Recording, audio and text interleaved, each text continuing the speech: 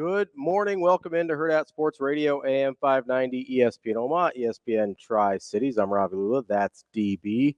What's up, DB? Hi. How are you doing? I'm good. How about you? Oh, we're doing all right. Yeah. It's a nice, kind of brisk morning out there. Oh, it's perfect. It's starting to get into my wheelhouse here where it's like super fall. Yeah. Yeah. I like the fall weather. It's better than the 90 or whatever it was at game time on Saturday. It's my favorite season, so I'm cool. It means a lot, you know. Usually signifies a lot. Yeah. Oh, yeah. I mean, the heart of, baseball playoffs, college football, NFL. October is a elite sports month. Oh, it's incredible. It's up there with just about any of them. Yeah. Which I will definitely take. So I, got to buckle up. Gotta buckle in. Yeah. You ready for the ride? If that's what it's going to be. Hopefully it's a little smoother ride than we got on Saturday. I guess we'll just jump right in. Might as well, right? Sure. I mean, we did have a weekend, but why talk like normal people? Let's get right into it. How was your weekend? No, nobody cares. My weekend was fine. Did you get to hang out with Caleb a little bit? Yeah, he came home for about 18 hours. Yeah, that's good. 20 hours, but I actually like going through stuff, with him. Yeah. Kind of like how he processes things. Yeah, and the more I do, the more I realize, and I have to be careful because I don't like to tell people how to fan. Well, there's just a lot clearly like that we don't know. Sure. Right. But we'll run around and we'll be mad and we'll say a bunch of things and it's just kind of what fans do. But I think the big thing for me, it's kind of how I felt like leaving the stadium. Mm-hmm. Which I saw you after the game. You weren't happy. No. Obviously. No, not at all. But so there's two things. Well, there's actually a couple. So number one, I always want to be the person that can fix it if possible, right? By that I mean, I don't ever want to go into something and just be outmanned or outmatched or you just have to throw your hands up where I'm at the mercy of whatever it is I'm doing. Yeah. You want to have some I want to have some control over it. Yeah. And some people aren't like that. Some people are just like, man, I can't believe I messed up. I can't do this. I couldn't do this. And so then they go into their fields that way. So it just depends on how you're built. Some people don't like the onus. I do because there's some people want it taken out of their hands. Yeah, like some people just want to say, well, he's just better than me or she's just better than me or whatever. And I don't that's not me. So I left this game and I'm thinking they're going to be kicking themselves. Mm-hmm. Right? So I like that. The other thing is, and that sounds weird, doesn't it? Like, I think the way I understand it is, hey, if you're gonna be in the situation, right? If you want to be able to fix it, yeah, because if it's better than just going in and being like, oh, there's nothing we could have done better to beat Illinois. That's because that's how we felt in years past against like Ohio State. Yeah, right. There's last year against Michigan. I don't want to be in that spot. 100%. I get that. Number two is there's a fine line between, like, sometimes you just have to execute. Mm-hmm. like that at the end of the day, doesn't matter what the play call is, it doesn't matter how it manifests. Like sometimes you have to hit Lindenmeyer wide open in the end zone. Well, 100%. Like that's what you're talking about, execution, right? That guy's open. It was the right play call. You just got to hit the guy. Yeah. Right? Like that's execution. You can't draw up a better play in that situation. And we're so afraid to say anything about the quarterback play. Like we just immediately go to the field goal kicking. Like you think he doesn't know? You think Raiola doesn't know that he's got to make that throw? It's like, really? But anyway, and that wasn't the only No, it wasn't. Right? That's the most glaring one that we can see. Yeah, because it's just right there, right in front of you. Never mind sense of urgency in the pocket versus sense of urgency not versus ball security. There's lots. Versus like when you have to kind of throw off platform versus, hey, let's step into it and rip it. Like there's a lot going on there. And that's, and it's not all on Dylan, obviously. Or for instance, or another one is like we'll hammer, like there's probably a handful of people that understand O-line play. Yeah. But there's thousands upon thousands of people that'll tell you we can't run the ball. Mm-hmm. Sometimes as running backs, like vision matters. Why did I text you during the game? So vision matters, Mhm. right? That's part of it. When we talk about tackling, Mhm. right?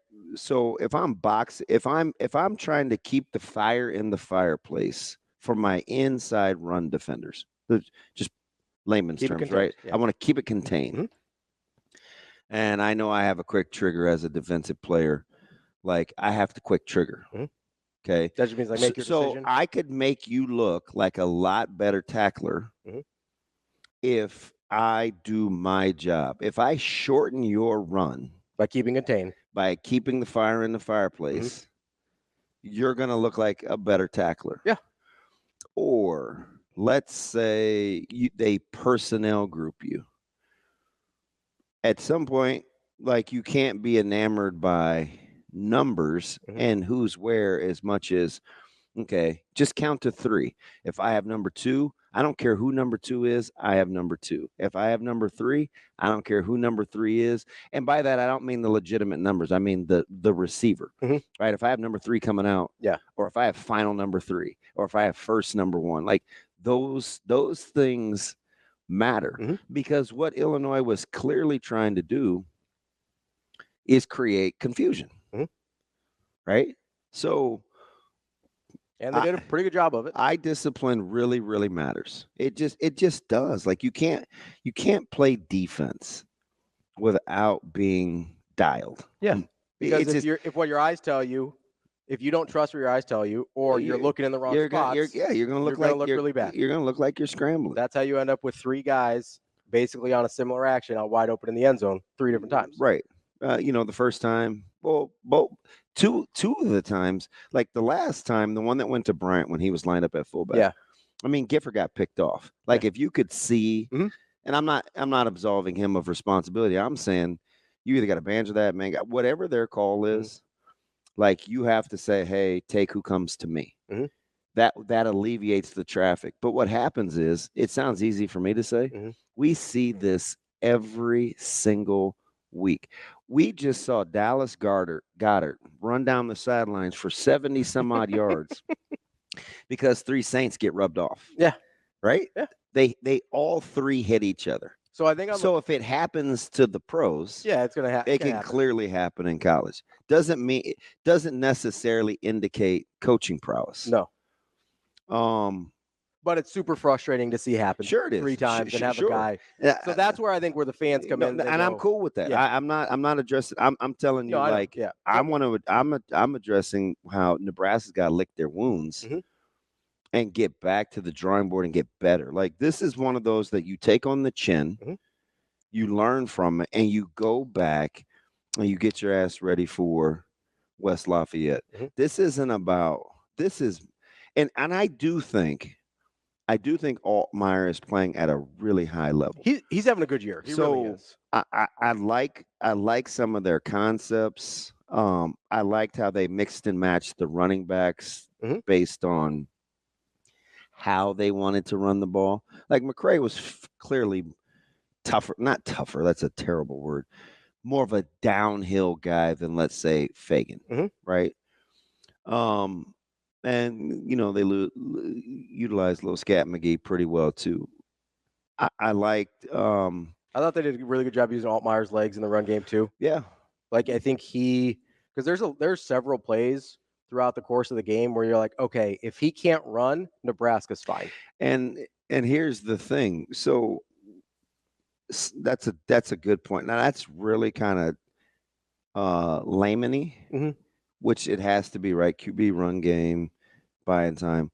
But Nebraska's got to also understand, I may not be able to play. This is a kind of a hypothetical. I may not be able to play a little 2-man, even though I think it'll really shut down these routes because the quarterback has escapability. Yeah.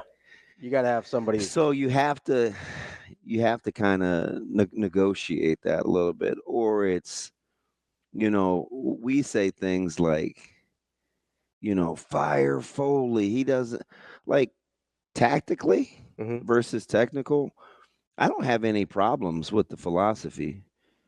But when you can't, if you're going to punt the ball to the wrong hash, or Mhm. if you're going to hang a kick to force a choice, but you don't really hang it, and it's a little low hanger, like guys still have to run down there and cover. Yeah. So that doesn't necessarily mean Foley's a ding dong. We didn't because clearly that's not how it's coached. So the fine line has to be, okay, how much of this is the lack of willingness to change? Yeah, how much of it is when you say, hey, fundamentally, we can't do that this. that would be on the coach. Yeah, I have to do something else. Versus go execute. Yeah, because Nebraska, especially for special teams, is in a spot where they have to get back to have a really hard discussion on roster management and who they want to play and who they don't. Because you may have to up your athleticism on special teams. Yeah. But that's also a conversation between Coach Rule and Coach Foley where it's like, hey, listen, man, if we're going to burn 4 games and because this guy's going to be on the top kick unit or kick return or whatever, however many guys that is, like you're going to have that conversation. If it can cost you games, you have to address it. So 100%, yeah. So there's a lot of things. I wanted to put it out yesterday, but I didn't have the energy to deal with the responses. No. So it was just me. Oh, okay. It was just like my personal mood. Okay. All right, because Thursday was Bellevue West. Yep. Friday was here. Friday night was Nebraska. Saturday we had to be at West Side of 647. Right. Yesterday I had to be at Channel 7, and then I had to Zoom for our coaches staff because we play Central this week. So I was like, I already don't feel good, so I probably need to rest. No, I didn't anyway because my nephew had his 2-year-old daughter had a birthday party. Yeah. It was Too Fast, Too Furious. That was the theme. It was so cool. That's awesome. I mean, it's way too many people for me, and they all had babies, so I was a lot. That's a lot. Really struggling. I don't I don't go to kids' birthday parties. Everybody's got solutions to. Oh, we can't do this. Oh, we can't run the ball. Do this. We can't do this. And I'm like, listen, I didn't come here to talk about sports. I'm here for little cousin. Yeah, man. So so then I just didn't put it out. But there are so many times where I just want to go back and say, hey, listen, on the goal line in this call, this is what has to happen. Hey, listen, first play in overtime, I get it. Nebraska's in a black, well, we'd call it a black or whatever your terminology is for, play size. See, they see back too. So they probably think zone, right? Illinois went front side handoff. Fagan stays front side. Nebraska's all moving left. Gifford's in the box. He's a free runner hitter. He's free. He's unblocked. He's about 6-7 yards depth. He's playing whatever your technique is. Sometimes we call it bounce. They may call it tap. I'm not sure, but he's buying time. Hop, hop, hop, run, pass, right? Needs a quicker trigger. He gets beat to the edge. Inexplicably a safety. Takes as poor an angle. He's unblocked too. Yep. They have 2 unblocked defenders on the play side. Yeah. That should be able, cut backside. That should be able to make that play. You would think that it wouldn't. That wouldn't go for 22 yards. That have the opportunity to make the play before it goes for 20. So I'm not so sure. Schematically, that it was the wrong choice. It's fundamentally flawed. Yeah, guys gotta go make plays. I don't think it was fundamentally flawed. I think it ends up looking really bad. Oh, for sure. It ends up looking terrible. Yeah, so we lose our mind. So they're like, what on earth were we doing? The pick play on the goal line where Brian gets out. Same thing with the guys in the end zone. Right? Fundamentally, the call isn't bad. Especially when the big guy came in 94, I'm tempted. I want to. So they basically have. Can I just say this in the first segment? And I know I probably will put it on video. I get it. I just you have to be prepared for the information you're going to get, right? Because sometimes when it's out there and you can deal with it, then you have to walk back some of your thoughts if you shot your mouth off the last 2 days about what should and shouldn't happen or what we think or we don't think we know. And again, the fine line between not telling you how to fan versus education is we said a lot of things over the last couple of days. Yeah. And it's like we'll say anything. We don't even really know sometimes. We'll just say anything. So it's not like if it's out there and you have the information, you're going to be like, oh man, I was just in the moment, or I don't really know, so I just say. So I don't need the pound of flesh. So I don't even know if you want to go through it. But if I have 3 for 3, if I have 3 guys for 3 guys, and I'm in man-to-man on the goal line, the one thing that kind of everybody that knows that's in man-to-man, as I would say to our guys, get your eyes out of the backfield. Yep. Because when you're in man-to-man, get your eyes out of the backfield. Because I think that's the thing that bothers people on the Bryant touchdown, because I know that Gifford his wasn't the worst. No, I know that Gifford got picked, but there is, I think it's Bullock is coming up. It looks like his eyes are in the backfield, and then he slips right behind okay, him. But listen. So I think that's what bothers people. I'm not even saying that was his assignment. It was Hartzog. Hartzog. Yeah, it was Hartzog. So he's creeping up, and then he slips right behind him. So Malcolm isn't. No, I know, but that's what bothers people. No, I know, but listen to me. Yeah. Listen to what I'm telling you. Yeah. So if Malcolm is responsible for pulling up quarterback, or he has first run action to show, because typically you want what we would say 5 for dive. So if you have, at least that's how we would term it. We would use it because it's quick. So I always want 5 guys on inside runner. Right. Then you have outside runners. We don't use running. You got running back. You have quarterback. We don't talk like that because there's sweep keep where the quarterback will hold. Yeah. And then all of a sudden he's the dive back, and the jetter or the running back is the outside runner. So we don't call it by names. So if Malcolm is supposed to set the edge, and Bullock gets over the top in case you get run action, you still have 3 for 3. What those guys got to be able to do is pass the coverage off. Right. So if Gifford gets picked, he's got to pass it off to the next guy who's on the outside already that doesn't get picked. Right. Yeah. So, and you can't stack yourself as a defender. You can't be equal level. Like it has to be tiered so you can go behind or you can go in front. Yeah. But we've seen plays like this work for 60 years. Yeah, that's why I always get mad that Nebraska hadn't run boot with drags basically in the last decade. Yeah. That's why it makes me furious, because it works for everyone. Yeah. And it's we go over it's really, really hard to defend. Yeah. Especially because they don't really call the picks. We spend probably 15 minutes. No, I'm exaggerating. On a Tuesday or Wednesday, we could spend 8-9 minutes on goal line. Yeah. And we'll go through all these things. I can hear Coach Queen's voice now. Hey, when we're in this coverage, you safeties, you got to make sure you have to talk. We got to have 2 for 2. We want to, and we'll go over it and over and over it again. Now, we don't see it near as much as you do at the collegiate and the pro level, but it is a headache for coaches. Yeah. So it's not, because you have to keep contained on the quarterback. Yeah. Because he can either run pass. Yeah. You have draggers that I'm not listen. So I'm not defending the outcome. What I'm saying is sometimes you just have to watch in its totality before we make any sweeping judgment. And my argument would be, hey, Nebraska's got to do better about not putting themselves in those situations. To begin with? Yeah. Sure. I mean, you could make, because you're putting yourself in a place where it's really hard to be successful. You definitely have to play better. You got to get teams off the field on third down. Yeah.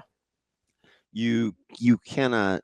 You got to not have 3 personal fouls that. Well, at one point, what Nebraska finished with 9 penalties or 10? 9 penalties for 90 some yards. Okay, 7 of those were on the defense. Yeah. That you cannot do. You had 1 false start on the offense, and then you had a. Was it the block in the back?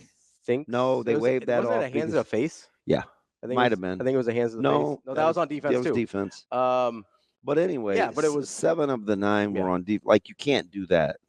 No, either. You're giving away free first downs, free yardage. No, you could probably attribute at least 1, maybe 2 of Illinois' scores directly to extending drives with penalties. Yeah, directly. And you're not good enough yet to be able to afford to overcome people that luxury. So I just think, at the end of the day, this is a big film study game, and don't undersell the loss of Tommy Hill either. So I wanted to ask you about that because I was having these discussions. There was a little freelancing and communication issues going on in the secondary. So I was curious about kind of the ripple effects that missing Tommy Hill has, right? So, and tell me if I might be totally wrong on this. Now, the difference between an excuse and an explanation is what? Ownership. So Nebraska's got to own it. They 100%. But if you lose a guy like Tommy Hill, which I'm going to call a shutdown corner. I know he got beat on the one touchdown, but that's how Nebraska views him. That's how he hadn't been thrown at pretty much all year. Yeah. You see I got spun around? Yeah. That was a good move by Bryant. And and T Hill's got to tell himself, he's like, listen, man, like I got to up my game. Yeah, you got to be better than that. I have to up my game. But if you've got a guy they consider a shutdown corner, how much does that affect the rest of the defense? Because that's my question. So let's say, like, even on the corner blitz. Yeah. The one here, right?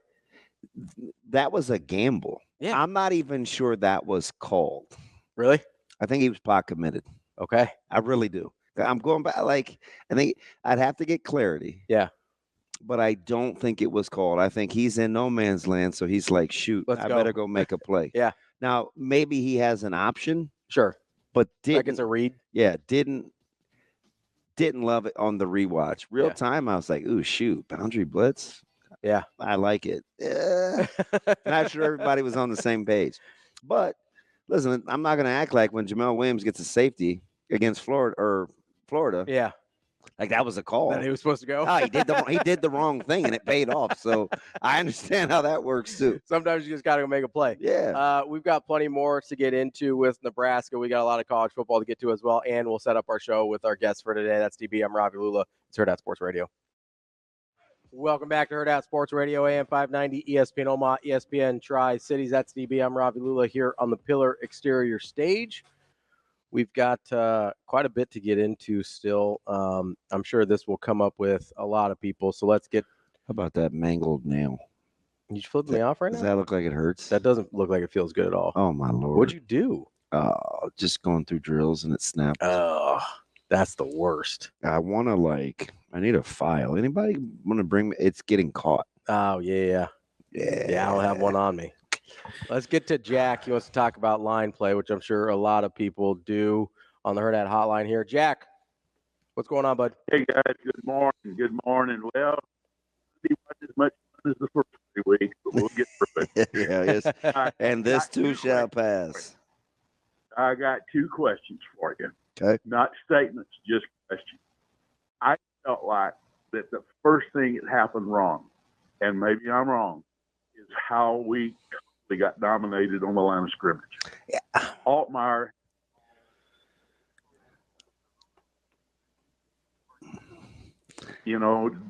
Jack, I don't know if I can agree with the dominating thing. I really don't.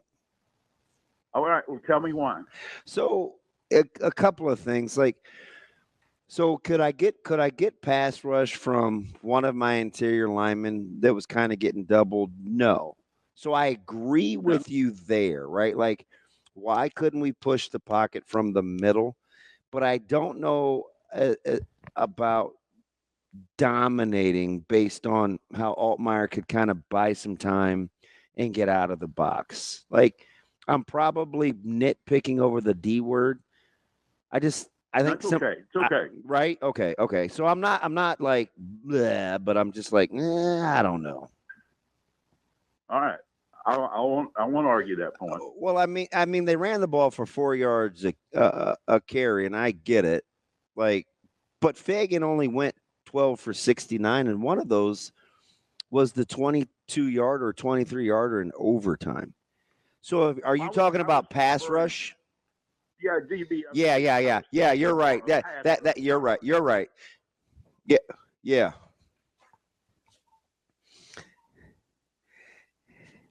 Cover their people and their people. Yeah. So you're right. So that's one of those things I think film is going to really help. So Nebraska's going to have to. That's a great point, Jack. Now that I know you're talking about pass, because Nebraska's going to have to figure out against what level of competition do they want to bring 5 or dare I say 6? I don't know if they'll ever be bringing 6, but if you're not getting home with 4 and you were able to do that for a long time, you may have to adjust because the balls are coming out kind of hot, right? Like, and you don't have a ton of time. So if you come with 4 and you don't get there, you have an eternity. So that's kind of the dilemma. All right, I got another question for you, DB, since this is kind of your field of study. They have talked so much about getting turnovers and ball hawking and doing all this stuff, which is great. But can you take that to a level where that starts hurting tackling? Yes, absolutely. Yeah, like well, it kind of looks like on some of this, they're going and I'm not saying every play, but it just seems like there's some. It kind of showed up against Northern Illinois. Well, Deshaun Singleton doesn't get the face mask penalty if he's not ripping at the ball post play, right? Like, all right, like so. MJ Sherman doesn't get the personal foul if he's not trying to punch the ball out, right? So and I mean, I'm glad. I want them to get their turnovers. I mean, we got to have them. I mean, we can't lose the turnover battle like we did last year. I want them to have them, but is there just a place there where you got to use a little more judgment on that stuff? That's a good. All right, my other question, and this is a rules question, and I'm not on the refs. I ain't one of those guys that the refs calls the game. Yada yada. Maybe they did, but that's football. Okay. On Nuelli's touchdown, where they called it an interception. Yes. He clearly had control of the ball as he crossed the line of scrimmage, as he crossed the goal line. Yeah. At least it looked like that to me. Now, I thought the rules of football was when you cross the end zone, the play is over. You're done. It's supposed to be more like the guy took the ball away from him after they were actually. I'm not saying they were on the ground, but they were well on their way to the ground after they had crossed the end zone. So what am I missing there? Yeah, that's a fantastic first call, and I appreciate it, Jack. I think so. On the first time around, I even said on the broadcast, I thought it was a touchdown. Because typically, like if I'm a running back and I reach the ball across the goal line and somebody knocks it away, it's still good. I've seen quarterbacks jump over the pile and extend the ball and it gets knocked. There's a problem with that, though. Go ahead. We don't know what completing a catch is. Yeah, so I'm getting there. Yeah. So that ball gets knocked out. But the problem with those examples is they're all runs. Yeah, you already have the ball. Now, but I do know I have seen wide receivers go to the goal line, touch the ball with the pylon, or touch the ball to the pylon, and it gets knocked away, and it's not a touchback. It's still a touchdown because they talk about that invisible plane. So clarity on what a catch is in the end zone would really, really help. Yeah. Now, if you need to complete the catch, if we should call Mar. We could call Ken or Kevin. If you have to complete the catch in the end zone, which you clearly seem to since Calvin John, you clearly the catching the ball in the end zone is different. Which is for weird. Why I don't know. Which is weird. I mean, full disclosure. It seems like the rule for catching the ball is different in the end zone than it is the entire rest of the game. Than any place else. Doesn't make a ton of sense. So if I'm operating under that deal that it's different, it was an interception. Yeah. Like it was an interception. If we're operating under that construction. And I don't even remember, like real time when I thought it was a catch and then I looked at the replay, I think I'm like, well, I was wrong. Like I didn't see the bobbling and the deal. Like if you have to complete the catch in the end zone, which you clearly must. You do. I don't know why it's different, but you do.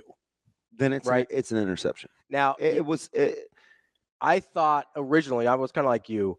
I didn't realize the ball came out as early as it did. So yeah, so when I first saw it, I was like, then he took it, I'm like, wow, foot down, elbow down, and then he takes it. Play dead. Right. Just like what we saw in the punt return in the ATL last night, right? No, normal time, that looks like a fumble. But Nayer's got it. But he gets the benefit of the doubt of saying his forearm was down. Yes. Even though his knees weren't down on that punt return, right?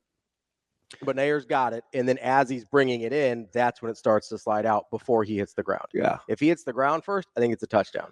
So I think. And if it's anywhere else in the field, it's a catch. Yeah. As it stands right now, that's a pick.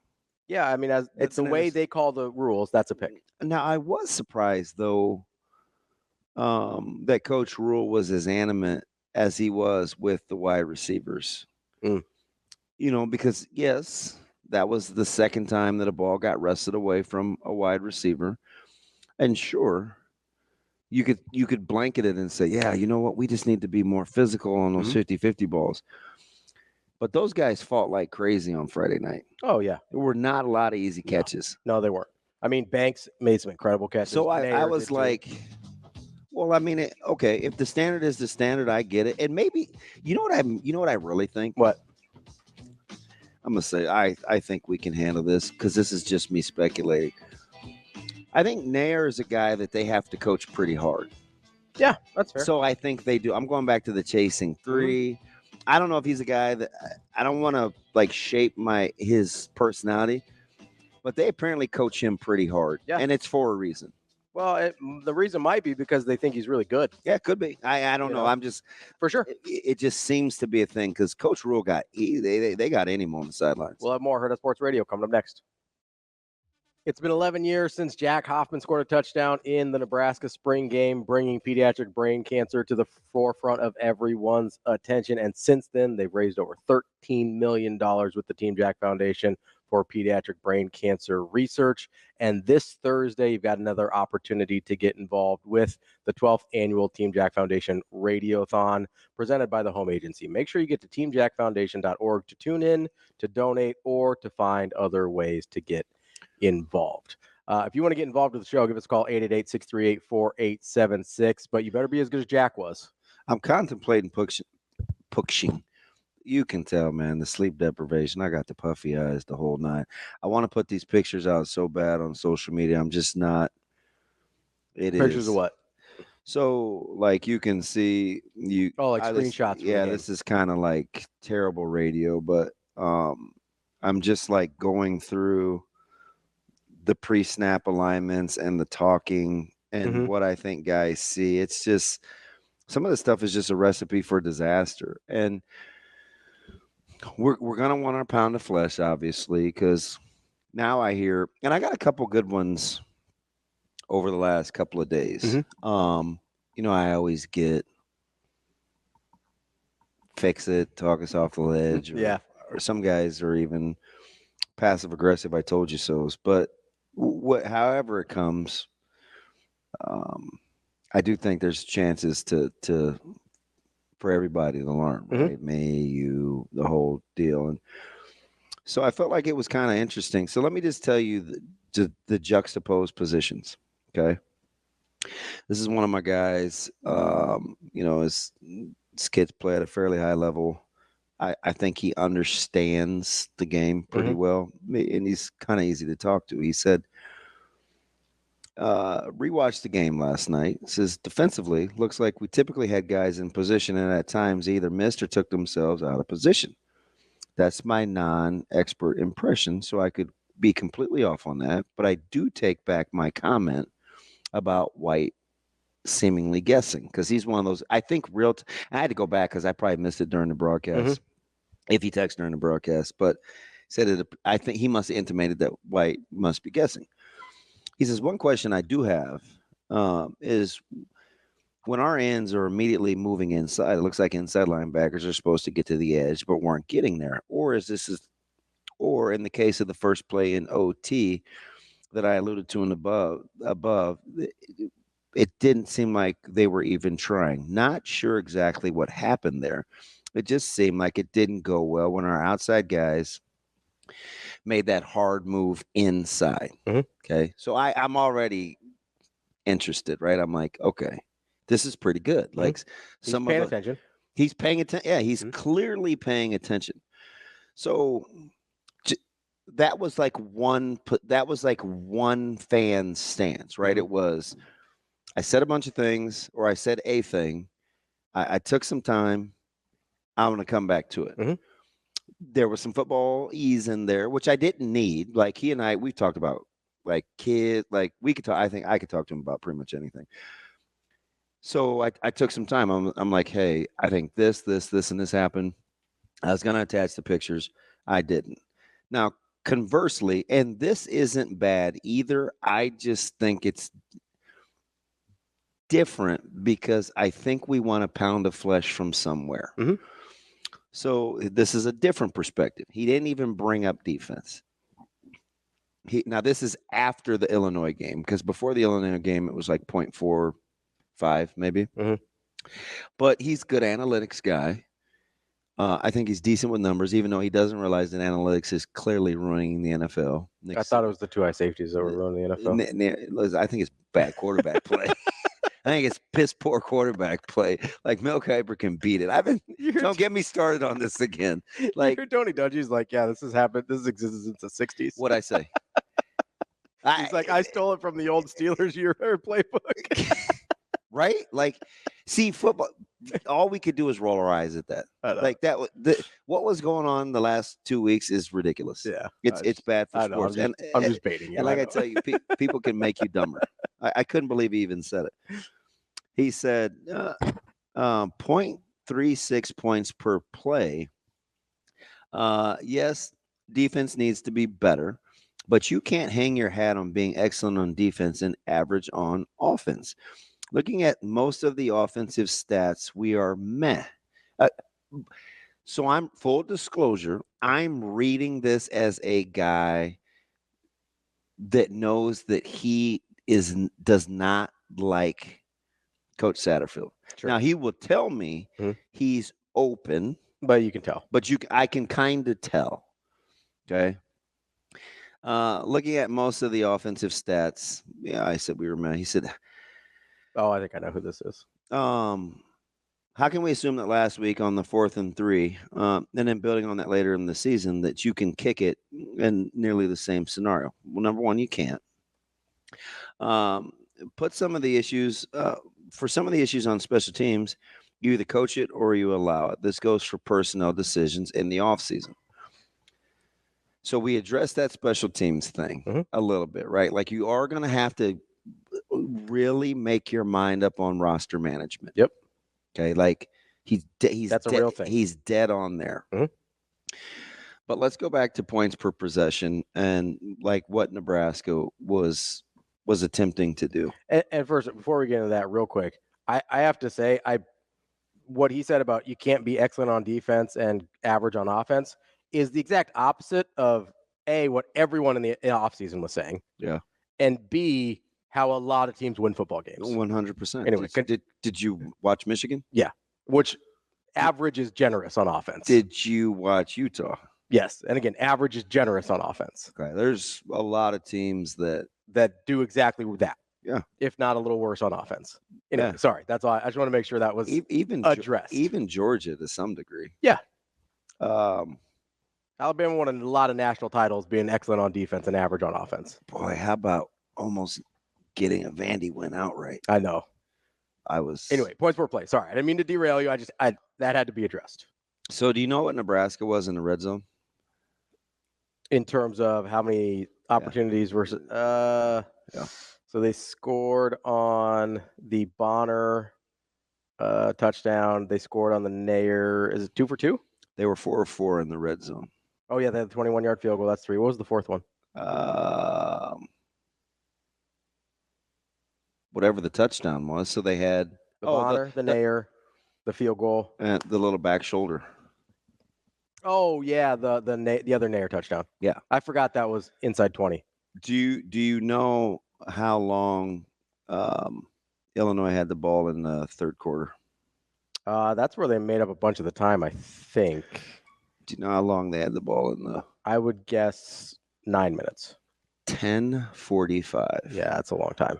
So if an offense is going to have the ball for 3/4 of a quarter and you're limited in possessions, and one of those possessions in the second half ends up a non-touchdown, and you miss the field goal, it's easy to tell me 0.36 points per possession. Points per possession. Play. Yeah.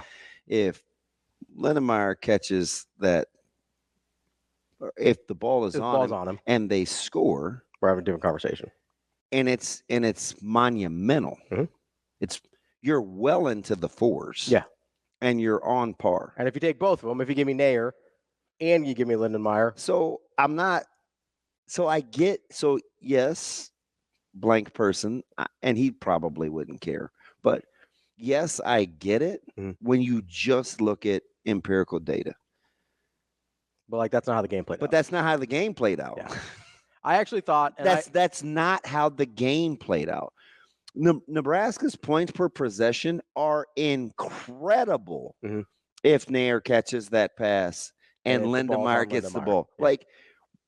You're probably in the 0.5s. And you're talking about fractions of inches difference there. You're not talking about giant ifs, ands, or buts. So while I hear you, and we're not even talking about the field goal. So I hear him. I clearly hear his heart. I just want people, and I said I wasn't going to do this, but I'm making an emotional plea. No, I'm just playing. If we are going to talk football, we have to talk it all.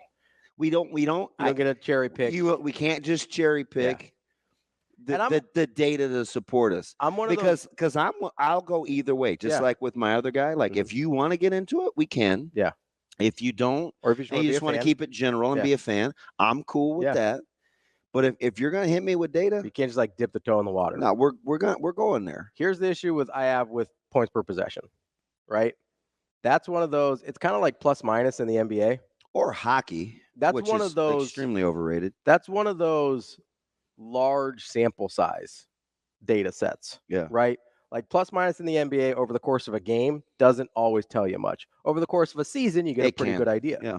Right. Points per possession, I think, is the same way because over the course of a season, those one or two plays tend to average themselves out. I'm with you. Over the course of a game, you're talking about, okay, if they uphold a call instead of reverse a call, or if a kick is made, or if a ball is put on Lindemeyer, we're talking about drastically different numbers. So that's where I think sometimes people get out over their skis a little bit with analytics. Is analytics are based on large sample sizes, and then we try and use them to make decisions in small sample sizes, and then we get mad when it doesn't work. Yeah, right. My man Shane 402 and Johnny the Pig, they got some good stuff. Yeah, there's a lot of good stuff out here. There is. Coming up next, we'll try to get to it all. We good thing we got a week. Yeah. We've got Sam McKewon coming up next from the Omaha World Herald. That's DB. I'm Ravi Lulla. It's Hurrdat Sports Radio. Kicking off hour number 2 here on Hurrdat Sports Radio, AM 590, ESPN Omaha, ESPN Tri-Cities. That's DB. I'm Ravi Lulla. We're joined now by Sam McKewon from the Omaha World Herald. Sam, how are you this morning? Hey guys, how are you? Oh well, no, we're doing good. All right. I mean, I'm spent, but I'm enjoying. See, I like stuff like this, Sam, like my personality, because I'm in the solutions business. So I like to process and talk through things. So the varying perspectives I think are interesting. And at the end of the day, I'm kind of landing on we want our cake and we want to eat it. We don't want our cake and we want to eat it too. It's it just depends on people will argue based on what they want to be right about as opposed to getting it right. How do you think Nebraska's staff is going about getting it right? Well, based on what I saw on Friday, I think there's going to be a lot of, and based on what I heard from the players, right, and just the defensive players and the way that they reacted, and some of the things that might have been under some of the statements, I think they have to get all of kind of air out whatever frustrations they may have about miscommunications and guys doing things out of the structure of the defense. In other words, guys trying to go make plays when what they really need to do is just take care of their business and take care of their assignment. Because you heard so many players on Friday night say, it's one, just do our 111th, do our job. And you go back and watch the game, and you can see that that some of what Illinois did was Illinois, and some of it was Nebraska just clearly not doing what it's supposed to do. Clearly. Yeah. And so, I think that part, the defense has probably got to get together and figure out why they weren't on the same page and what the trust level is, because some of the mistakes that were made were more about, I don't think this guy's going to do, apparently, I don't think this guy's going to do what he's supposed to do, so I have to go make this play. So, and, so I think that's something to think about. And then on the offense, we can talk about that too, but there are lots of thoughts I have about the offense, but they're not there weren't alarm bells coming out of Friday night. I mean, Dylan Raiola missed a pass. Well, that happens. And there were a lot of good things about Nebraska's offense on Friday. So that's not my primary concern coming out of the game. Sam, what did you see from Nebraska that you're like, hey, I think this is a fix they can make, or you just kind of have to do your assignments a little bit better here and there versus these might be bigger issues that I'm concerned about moving forward? Well, you can't control the kicker or the punter situation. And you can't. There might be people who can control that in the sport, but there's very few. And it's like telling a caddy, go fix your golfer's swing. And just go do it. No, the club is in the golfer's hand. He's got to go out and make the swing and put it on the green. And, how helpless must it have felt for both Missouri and Vanderbilt head coaches on Saturday watching guys miss really makeable kicks all day long. They can't swing the club for their kickers, and neither can Nebraska. So Matt Rule can put that kicker out there, whichever kicker it is, and say that's a makeable kick. And that's very true. But it's like saying, hey, in practice, when we walked the course for 4 days, that shot was made. But, on Sunday, on the back nine, which is basically the atmosphere of that kick, right? That's the most important kick of the kid's life in a situation he's never been in. And you're like, go out and make the swing. And you can trust him to make the swing, but it's hard to make the swing in that circumstance. And then the punter situation, we don't need to go any further into that. I mean, that's been an ongoing thing, in my opinion, for a while now, of expecting a result and then kicking it across the field in a very, confusing kick. So those things are hard to control. They're just going to have to get better, and you're going to have to hope that they improve. I think a lot of the other things are pretty fixable. The defensive issues can be a 1 or 2 game issue. They can go to Purdue and they can play more soundly. I think on the offensive side of the ball, there's not a lot wrong. There's things that they think they can improve. Just my opinion, I thought that offensive line played awfully well for a lot of the game on Friday night. Okay, you're gonna get me on. You do things. not? No. Hang on, my guy. Okay. So there's 2 things I want to address. Number one, I think you're right. I do think the offense. I didn't get the maligning of the offensive line. I'm like, wow, people can truly make you dumber. And it's not. Yeah. And sometimes it's not fans. It's people that do what we do. And I'm like, what are you watching, number one? So I'm in complete agreement with you. But I want to go back to something. I want to go back to your analogous deal with the golfer and the club, because I think Coach Rule, and especially watching it with a couple of players this weekend. One happened to be Caleb, but then I got 2 other guys that I got a chance to bounce some things off of. Listen to when Coach Rule says this and tell me, does this not affirm basically what you're saying about walking the course, the club, the execution? Because what I hear is, okay, guys, if we're going to control what we can control, coaches, we have to do this, but we also have to understand who's in the game. Shane, play the clip. Yeah, it was disappointing. And I think after last week, you'd have to say that, we really were concerned about the tackling, and the tackling showed up again. It wasn't great today. A lot of guys ripping at the ball as opposed to knocking the ball down. The penalties, I'm not going to talk about the penalty. Even at the end, we got hit out of bounds. I mean, I have to see what happened before I can comment on them. But we hurt ourselves, in a day where like we needed somebody to make a play, and we made a play. Keith knocked the ball out, or I think that was Keith that knocked the ball out. We recovered it. We go down. We have a chance to win the game and end the game.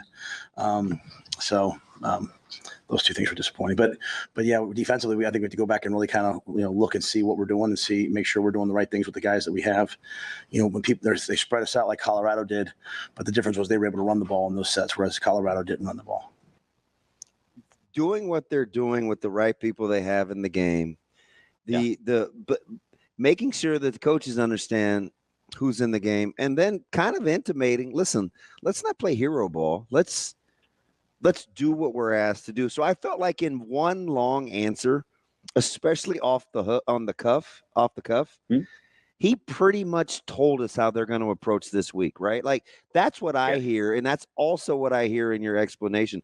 I thought that was an amazing answer given the question, how quickly it happened after the game. Yeah, it's a good answer. I think that probably as the game's going on real time, Rhule's able to assess certainly the issues on defense. There's a lot of different things at play there. Late in the game, he talked about it. They went to sort of man-to-man, and it just didn't go very well. Nope. And you saw it twice on the goal line. Yeah, and the overtime touchdown. Again, I don't know exactly. I don't think he's going to call anybody out. I don't know exactly what the assignments are there. The overtime touchdown, Gifford's running. That seems like an almost impossible play for Gifford to make. So I feel like there's somebody else that was supposed to cover Pat Bryant there. And then on the jumbo tight end touchdown, it's pretty obvious who was supposed to take him. And you got three guys pursuing the quarterback, and I think that may be because get your eyes out of the backfield.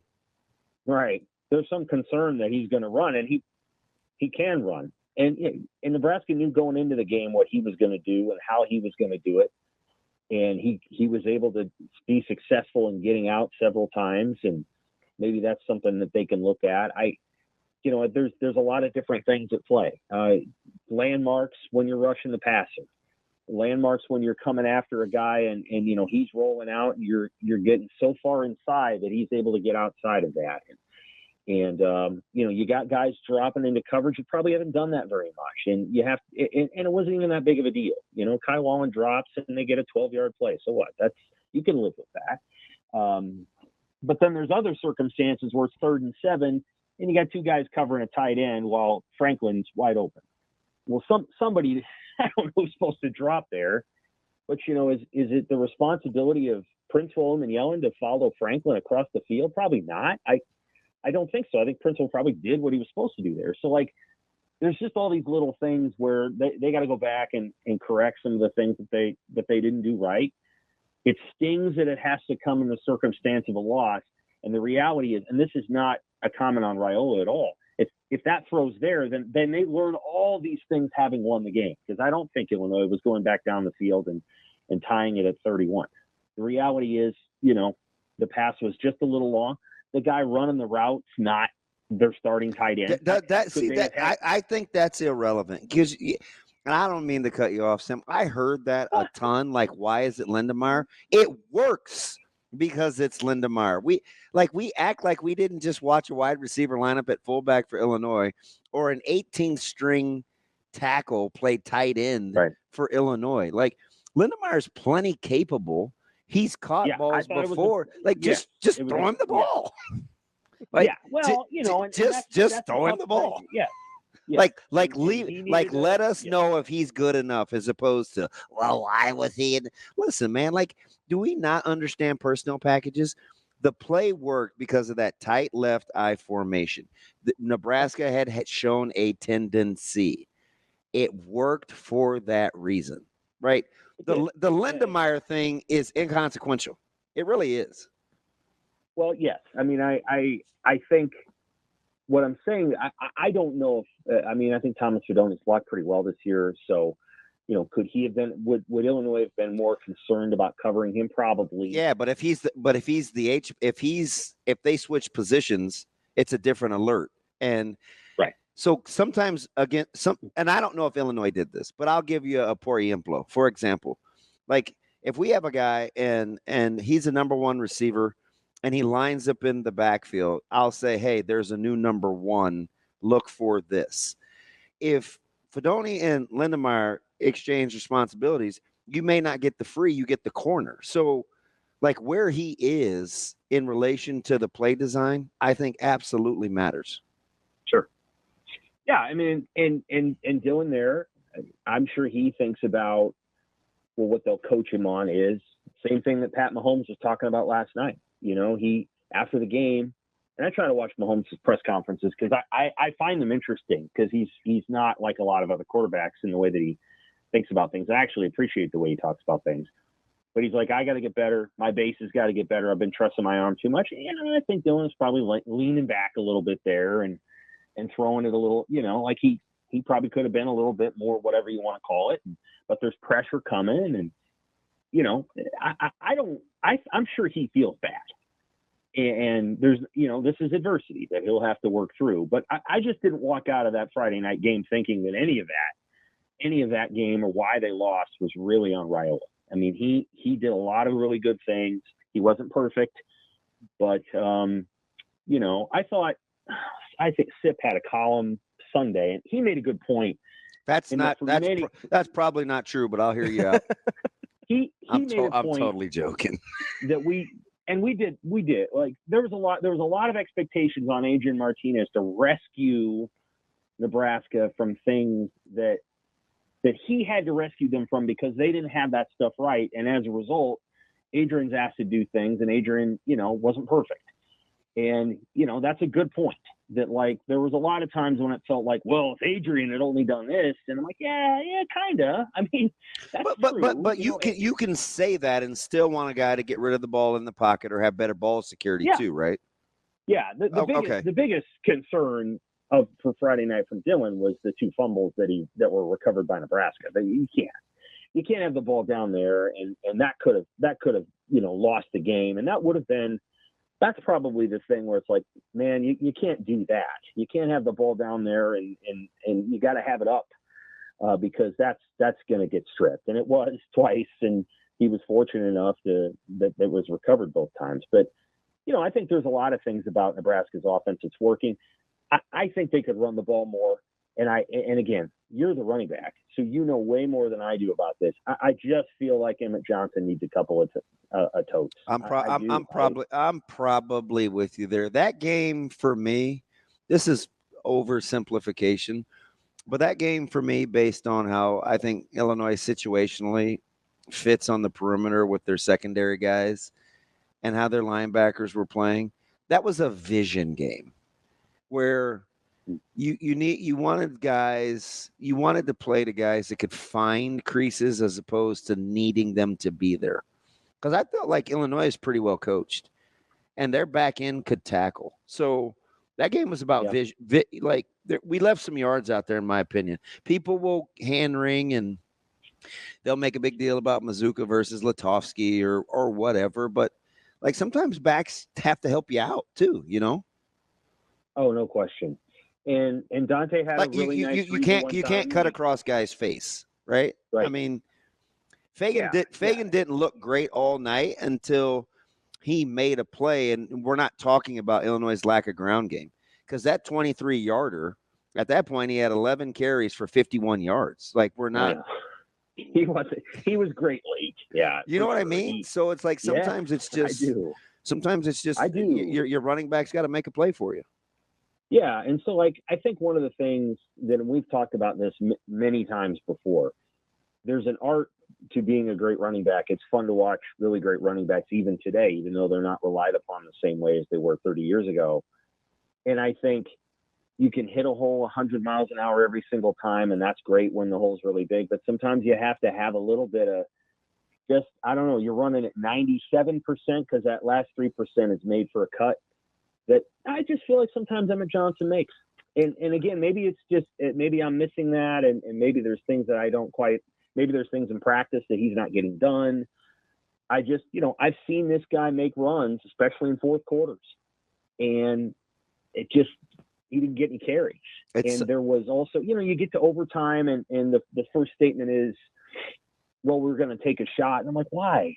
Okay. Like, you know, okay. Like, you want to score the touchdown on the first play, and then because you don't want to, and I'm thinking, is it because you don't want to deplete your plays? Because you know if you score right away, then you can go out on offense on the next drive and have your full complement of playbook. I don't, like, I get that. And those are all questions that we can ask Rule today. And there's too many questions about that kind of theory to really get into it for an hour. And it's annoying, too, because it's like at the end of the day, he's going to say, wait, we didn't lose this game because of anything we did on offense. We lost because of defense. And I get that. I mean, to some degree, but yes and no. Like, it hasn't have anything to do with the offense on Friday. That's what he said. Yeah. I know, but that was at first blush. I think he thinks that there are some plays they left out there. I would hope that he feels that way. Well, sure. I mean, I think that's probably true.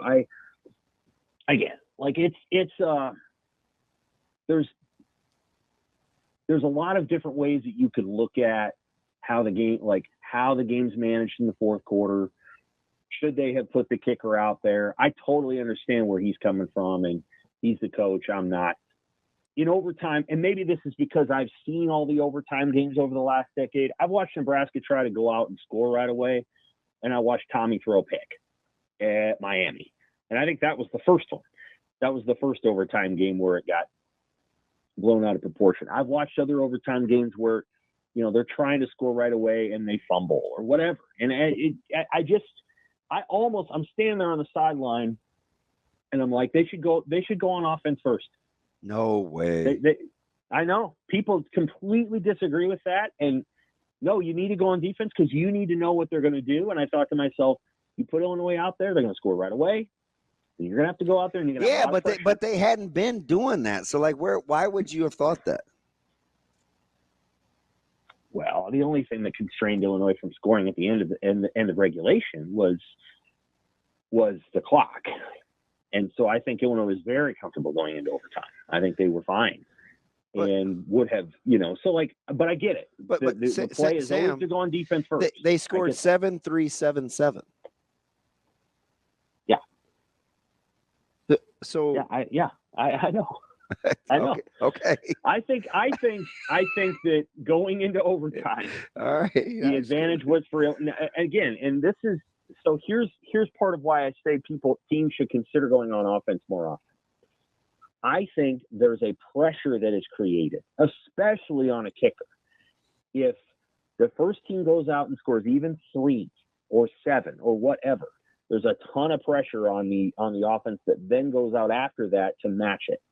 And there's a lot of pressure on the kicker. And we saw that on Saturday, you know, in the Missouri Vanderbilt game. Like, that guy, well, first of all, he looked like a cross-country runner put in a football uniform, and I felt for that kid. You know, and not a ton of people around here really like Missouri. So, like, I'm guessing the state of Nebraska, about 98% of the state of Nebraska is rooting for Vanderbilt in that game, right? And so, like, you know, he goes out there, and that was an easy kick. That was not a hard kick, and he made a 55-yard earlier in the game, and he hooked that thing in the lake.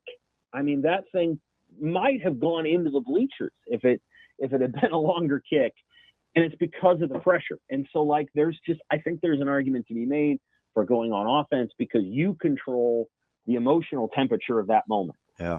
And maybe I'm wrong, but like Nebraska has not even, they've only attempted in the overtimes that they've had since 2015. I think they've only attempted 1 field goal. Like, they haven't even had. And that was the one they missed at Colorado in 2019, and it was like 50 yards because they kept going backwards. But like they haven't even tried to score because they haven't even put a kicker out on the field very often. And so obviously they weren't going to do that. They started on defense, and then they were immediately in a tough spot because Illinois scored right away. And so you knew it was like, oh boy, here we go. And you know, and then those last 3 plays didn't go well. And Damon, I heard from so many people who were ticked off about the overtime offense. Mm-hmm. I was like, they were furious. And I'm like, well, okay, I get it. You know, they were mad. They were like, oh, what was that? They quit. And I'm like, they didn't quit. Come on now. That's not That true. is so ridiculous. People are keyed up. People really want this team to be good. Yeah, no, I get it. And you know what, Sam? They're going to be. You watch. Here's another thing I heard, and I've heard this now for a couple of weeks. By goodness, they finally have a quarterback. They better be good. So there's this sense of like a lot of people really like Dylan. They like him, and they love watching him already. And it's like, better not screw it up. Like that's some of the feeling of the fan base is like, we finally got a guy. We finally got another Tommy or whatever. Boy, better win because this guy's good. And I think that's shaped by what happened last year and a few other things. Like last year, the quarterbacking was subpar, and they probably should have won more games than they did. And now they have a quarterback who's not subpar. He's good. And I think fans are like, oh my goodness, win games with this guy. I think that's the field. Sam, we appreciate the time as always. Good stuff there. We'll talk to you again next week. Did we solve all the problems? I think we got. We got a good start. We're just putting one foot in front of the other, Sam. We got to figure out. You got to get a business card that says Damon Benning Solution. Yeah, fix it. And you just, and it's got your number on it, and it's got an email address, and you're just like you're like Winston Wolfe. I'm in the solution. I'm trying to figure out how we kicked the ball for 50 yards a punt and only netted 30 yards. That's what I'm trying to figure out. Oh, I'm the wrong person to talk to about that. They could have went out and got anyway. We'll talk. Wow. We'll talk to you later, Sam. We appreciate it as always. We'll be back with more Hurrdat Sports Radio coming up next.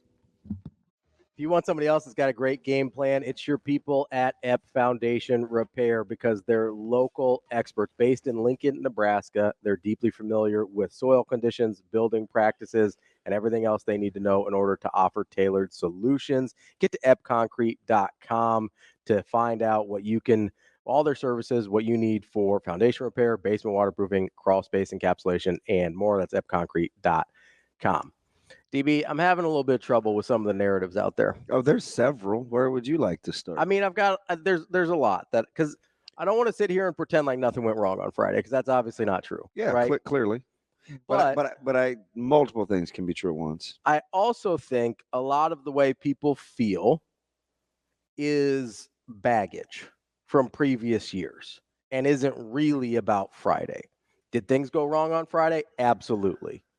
But I also think watching that game, and I've gone through three full rewatches at this point. Okay.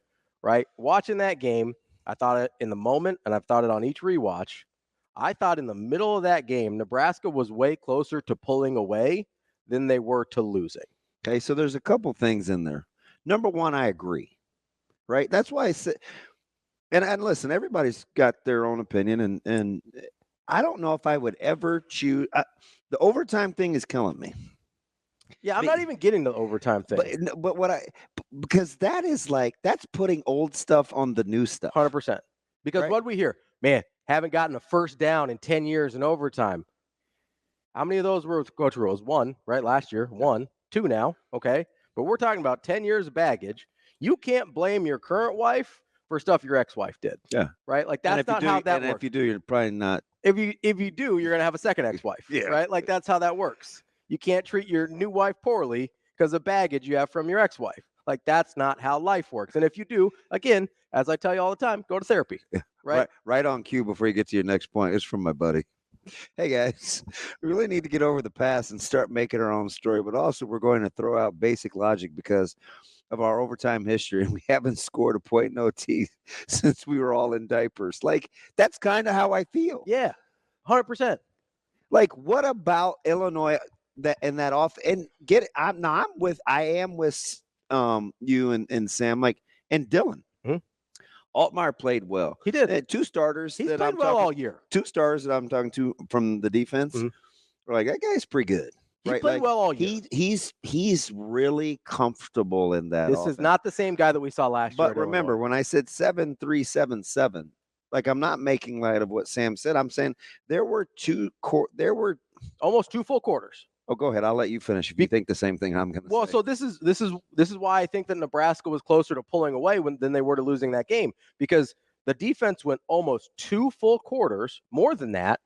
In game time, it was more than two full quarters without allowing a touchdown to Illinois. They allowed 3 points from mid first quarter, or No, because earlier than that, because Illinois scored on their first drive, right? So almost 3 full quarters without allowing a touchdown, because they didn't score their touchdown at the third until minute 30 left, right? So you're talking about almost 3 full quarters. 2.5. 2.5. Call it 2.5, okay?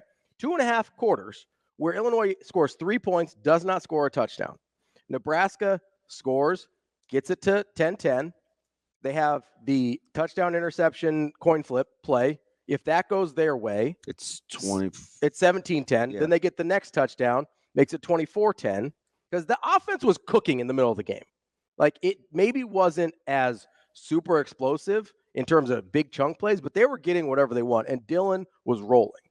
Coach Rule even said that during the game. There was a section of that game where the offense was rolling, and Dylan was playing super well. I think, like, you go 2.5 quarters without allowing a touchdown. I get that at the end of the game, the defense didn't play well. I get that. And I'm not absolving them of that. But if you look at what actually happened and what was very close to actually happening, this was really close to being a 2-touchdown game going into the fourth quarter. And that's before we even get to the Lindenmeyer touchdown, non-touchdown, right? Like, there is ample evidence there that if just a little bit goes differently, Nayer's a little bit stronger with the football. We actually know what a catch is in the end zone, whatever, that Nebraska's up 2 touchdowns going into the fourth. I agree. And that's not to absolve the other things that went wrong. No, you don't have to say that either, though, because if people you don't have to say that, because I think nobody that complains and the sky is falling and fire this guy and this guy and this guy is saying, they're not couching that by saying, no, it's not to say things didn't go good or go well, I should say. Yeah, but I'm trying to be better than they are. But what I'm saying is at this particular juncture where fandom is just fandom, like you don't have to explain that, because I don't know if you can tell people, like, they're just gonna do what they do. That's right? fine. And that's okay. Yeah. Because you need the passion, because it's a lot better than apathy. 100%. So why I like this game, and I'll go ahead. You want to finish first? I was just gonna say, just bring less baggage to the table. That's all I'm asking. Like, bring the the old stuff. Yeah. Like, if you got problems with, like, I have problems with what happened on Friday. One of them is, and the thing I was the most wrong about was Nebraska's interior defensive line didn't get anything. I thought they were going to eat there. I thought Ty Robinson against the middle of that Illinois offensive line was going to wreak havoc. They didn't get a gosh darn thing. Yeah, that was a big concern for me. If you can stomach it, go back and watch just O-line versus D-line. Mm-hmm. A lot was going on in there. You said it a couple times during the broadcast. And listen, I'm not one of those guys that's going to be like, well, they could have called this and should have called that. They let them play. Mm-hmm. They clearly let the interior line play there. And here's the other thing. When Nebraska gets around the quarterback, they got to get home. Yeah, they got to do a little better. Right? They got to finish a little better. Whether it's bending back, whether it's not letting a Q scramble underneath the pass rush. Mm-hmm. And some of it is you just have to take better angles. Yeah, I think they were they underestimated Altmaier's mobility. Like, schematically, like when you get on like a grease board or whatever, mm-hmm. or your iPad, they make the angle of those arrows so they actually get to the circles. So when you're playing, is that how it works? I don't. Well, I mean, isn't every offensive play drawn up a touchdown? No, like, how many of those offensive plays like stop? Yeah, like, no, we're just trying to get 3 yards here. Right. So maybe just QB sneak. That's the only one. I'm showing all these little. You see these like drawings and stuff. See those arrows? They actually go. They the whole continue, way. And they're really perfect too. It's like, hey, you get to here, you get to here, you get to here, and. And then everybody gets there. It's like, this is sweet. But then this thing happens where you have to get reads, right? Hi-hat, mm-hmm. down block. Is he pulling? Where you have to trigger, right? I loved what Coach Rule said when he said, we got to figure out what we want to do and how we want to do it, what we're calling with the guys that we have in there. Yeah. That means things may look really good with Butler and Tommy Hill. So you got Tommy Hill in there. And, a healthy safety or what. It may look great.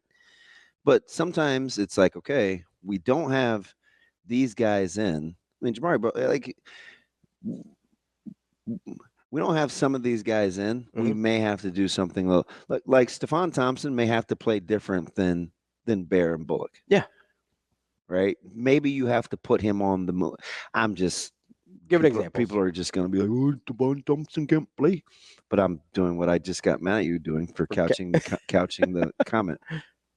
You may have to put him on the move, or put him in the fit, or say, "Hey, widen," like cheat code or whatever, just because of lack of experience, or something like that, right? So maybe he doesn't read things quite as quickly. So it doesn't mean you have to scrap what you're doing. It just means like it's what I said in the very first 4 minutes of this show. This is one of those weeks where you felt like you left a lot out there on the table.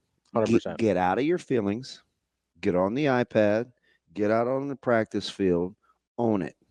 Just own it. I need to play. I need to do my part, my 1 of 11, right? And then you go have the practical application against Purdue. Because this week, it doesn't have anything to do with your physical ability. Although I do think they're a little banged up. This one is all about what is my competitive stamina? But it's emotional and mental. It's not physical. This is a competitive stamina game. Can I recrank this thing back up? Because I'm pissed. Well, and if they're locked in, they're beating Purdue. No, that's full stop. Purdue's not very good. If they're locked in, they're beating Purdue. We'll wrap up hour number 2. Coming up next. Wrapping up hour number 2 here on Hurrdat Sports Radio, AM 590, ESPN Omaha, ESPN Tri-Cities. If you were bummed out about the loss on Friday, you definitely could have gotten out to Union Omaha, see them catch a win against Knoxville to stay at the top of the table. That's a big one. It was a big win for them with that 1-0 victory. You'll have another chance to go out and see them October 2nd. That's a week from Wednesday back at Warner Park. That's a day game. Maybe take a little time off work. Get out there, have a little good time at the ballpark. It is Students and Educators Day presented by Family Fare and Supermercado. Make sure you get out to unionomaha.com to get your tickets. DB. Yo. There's a lot going on. Oh, yeah, for sure. But you know what's funny? Like, don't panic. No. That's what bothered me the most Friday. Just was the panic. Don't panic, man. Like all of a sudden, everything that we thought was true for the last, not just 3 weeks, but the 3 months before that and whatever, like people were freaking out all of a sudden. And you can't put this one on Satterfield. Thought he called a really good game. We know Tony White's good at his job. So whatever your issues are with the defense, you have to trust him to fix it. Right? We've been panicking like, oh, we've only got Tony White for this last year and whatever. And all of a sudden it's like, oh, Tony White got out-coached. It's like, is he a good coach or is he not? No, he's a good coach. Right? Like, Illinois' got good coaches too. Like, Burt Bielema's, like, what did we talk about last week? Like, Burt Bielema's better coach than you think. So, I don't know. How would you like to, I just look around the landscape of college football. Yeah, a lot of people are losing games they shouldn't lose. A lot of people are giving up opportunities. You think USC thought they had any business losing to Michigan this week? Any business? They threw for 32 yards, DB. Oh, I know. So I didn't come inside. Yeah. When I got home, for whatever the reason, we were at the high school until 1. Now, keep in mind, we get there at 7. Anyway, I love it. I like the kids. It's fine. So I know I've got to be at Channel 7 on Sunday. Yeah. Right. And we got to Zoom with our staff. So I'm like, you know what? I'm not coming inside. I'm going to sit outside. And I don't even remember what I ate for dinner. What did I eat? Anyway, I just watched that Michigan USC game. Mm-hmm. It was overcast. I put the umbrella up. There's not a soul out there. It was so crisp. It was pretty. Mm-hmm. It was nice. Michigan. Yeah. Felt like a Big Ten game. I think I texted somebody something mean-spirited about it being on CBS. Yeah. Because I just couldn't get over it was Caleb. Mm-hmm. He was downstairs. And I'm like, man, there's just something about these voices with Big Ten football I have to get used to. Yeah, it feels a little off. But it was whatever. And I'm watching this thing go back and forth. And then the other multi-view, I got Vandy and Missouri. And I'm like, we have and this is on the heels of all the criticism. I mean, like a super full inbox.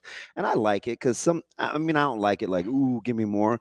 But I like it because I think people care. They do care. And they're engaged. So I'm cool. Like, so I'm just thinking, I'm like, what's the fine line between saying, look what everybody else is dealing with versus, man, we're our own benchmark. Yeah. Because while I want to say we're our own benchmark, we're still becoming. I don't think we are yet. Yeah. That's the thing, right? Like we're getting becoming there. Our own benchmark. Building towards it.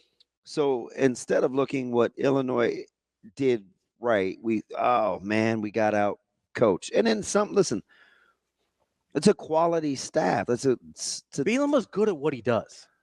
And some of the concepts, like I love, but don't say, oh man, we got pushed through. Like, go back and watch. Some of it's execution. Like, just don't make those sweeping generalizations.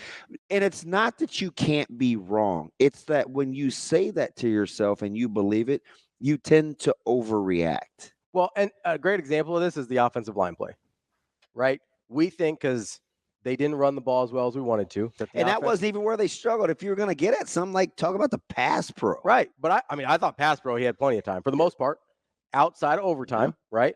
But for the most part, I thought Raiola. Which situationally, again, we said this on Tuesday, which is probably why I'm not panicking, because in my head, I said, listen, Illinois is very good with their situational pass rushing. They get you 5-on-5. They know exactly what they're doing. Yep. You have to stay. I think I was talking to Jess. I was like, one of the keys is to stay out of the obvious. Yeah. Because if you let Illinois do the dictating with their pass rush, you're in a little trouble. Their edge guys are good. Yeah. Their edge guys are really good. And so we looked at the offensive line and we said, okay, we didn't. And overtime, it got predictable. We don't like how it looked in overtime, and we didn't run for as much as we wanted to. And so we go, oh, offensive line must have played bad. Okay, let's go look at the offensive line play. Because you're missing 2 starters, Mazuka's not playing, and then Corcoran gets hurt. And it sounds like he's going to be out for a while. Yuck. And so, but outside of 1 or 2 plays, I thought Gunnar Gatula played really well. I was pleasantly pleased with, for a third string left tackle. Yeah, really did not get exposed much. And one of them was in overtime. The only guy that thought he was any good was Andrew Rogers. So let's not act like everybody loved him. We thought he was coming out being This wasn't Grant Bricks coming in, right? Where everybody's like, oh, this is the guy, right? A lot of people had some questions about Gunnar Gatula. Everybody thought Sam Sledge was the better in-state lineman in that class, right? And so we're looking there, and Gunnar Gatula, outside of a couple plays, now one of them was in overtime, so it was a big one. But outside of a couple plays, where he just was late off the line. But outside of a couple plays, Gunnar Gatula played pretty well. And here's what I'm going to say about the run, about the running game, right? You talked about it being a vision game. What did I text you? You don't have to say exactly, but what did I text you during the game? That you thought somebody had problems with vision. Yeah, I thought Dante Dowdell wasn't seeing things well. I love how hard he runs. Didn't think he was seeing things really well, because Dante Dowdell is a hit the hole runner. Sometimes you have to have a find the crease runner. Okay, maybe that's oversimplifying, but that's how I look at it as more of a fan than a coach, right? Sometimes you have to, and Ramir Johnson, I think, is a find the crease guy. But correct me if I'm wrong here, I don't think they want to overuse Ramir Johnson. Yeah, I think they want to try and keep him healthy. I think they're afraid of overusing him. Where does that put you? Probably need to see a few more Emmett Johnson carries. If Lafferty wouldn't have got, he had the little jet sweep, and I think he ended up going like 4 for 30 maybe? Something like that. Yeah, I'd have to look. Which weren't downhill runs. He's the speedy scat guy. Yeah, right? They were kind of gimmicky, not gimmick, but gadget runs. You had the other 2 backs fairly well bottled up until Fagan broke in overtime. Yeah. So I didn't get the whole pushed around thing. Like, that was driving me crazy. The biggest area was the pass rush on defense. Yeah. That's where it felt like Nebraska got pushed around. But even then, it was still 4 against 5. Yeah. So if you wanted to talk about, okay, and they're plus, +1 rushes or something like that, and where it was like one-on-one. Okay. But don't make that about like we just use like we don't even know what we're saying. It's just like Lowry went 4 for 30. okay. So Yeah. it was 4 for 30. Yeah. Like that changes the YPCs tremendously. Yeah, so that takes him down to basic. That takes him down well under 4 carry. So it's like they were only at 4.3 for the game. That's not. I know you want it below that, but that's not a crazy number. No, and again, we keep saying pushed around, but let's say I get off of that. I still don't arrive at how we kind of absolve the offense of still needing to be better and special teams, because there's really only, we said this forever, there's just 5 or 6 plays you have to make as an offense, and sometimes it's even in particular as a quarterback, that you have to make that are the difference in close games. When you're not so much more talented than people, and that you Illinois made them, and Nebraska didn't. And Nebraska didn't. That's it. It doesn't have to be a huge sweeping indictment. What was Illinois on 4th down? 2 for 3? Yes. And I think on 1 or 2 they scored. Yeah, on 1 they definitely did. So on 4th and goal, they definitely scored on a 4th and goal. The 4th and it was like 4th and goal from the 5. Yeah, and that was the one where 94 scored. Yep. Like that's one of those 5 or 6 plays. Yeah, that's one of those you have to get a stop on. Just have to. So that's a non-negotiable. Have to get a stop there. Let's go to Jay. Jay wants to talk about how it's everybody's fault. What's up, Jay? Jay, are you an equal opportunist blamer or what? What's up, Jay? I am. I didn't hear what Ravi said when I first got on. He usually says something spooky to me. So no, he said Jay, who I think probably feels like it's both sides' fault. I do. So here's my thought, man, real quick. First off, you guys are great. Have an amazing day after I get off the phone. Appreciate it. I feel like there's 27 points out there, and I'll be really quick. This is how it happened. Ramir Johnson in the first quarter. If you run your pattern inbounds and do not step out of bounds, there's 6, right? Or 7. Another one, obviously, the second time in 2 weeks that one of our superstar receivers are not, dogs in the air. They're not getting the ball from the cornerback. And 2, Dylan is probably underthrowing them slightly. Not probably. He's underthrowing them, trying to be perfect. Whereas I think he needs to reward his receivers by leading them upfield, like reward them for getting beyond the corner. There's another 7 points for that one. Then there's obviously the missed field goal. There's 3.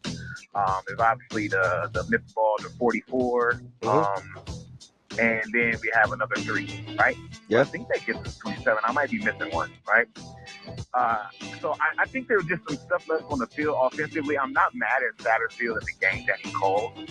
I think that he did well. I just think that, those little small mistakes are heightened when the defense seems like they can't get a stop. Like, I was waiting in the second half. Like, it wasn't a feeling like we're going to lose. I was just saying we just need 1 stop. We get a stop, we come down there and score.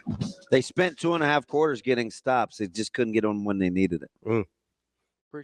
Welcome back. Kicking off hour number 3 here on Hurrdat Sports Radio, AM 590, ESPN Omaha, ESPN Tri-Cities, and KFOR in Lincoln. We are joined now by Ben Kercheval to talk some national college football. He is an editor for CBS Sports. Ben, how are you this morning? I'm good, guys. Thank you. I don't want to be like one of those guys that's all into recency bias, but it appears, Ben, that for all the slack these 2 teams that I'll talk about first took about who they really are and getting preseason hype, and they always let us down. Between Miami and USC, it appears Miami is holding up their end of the deal. They may actually be pretty good. Miami is like blowing the doors off of teams. They are just, there are like 2 teams right now that I can think of off the top of my head.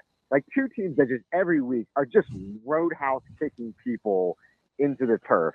Miami is one of them, and Indiana is the other. Indiana hasn't played anybody, but I don't know if you ever turn on a score for them.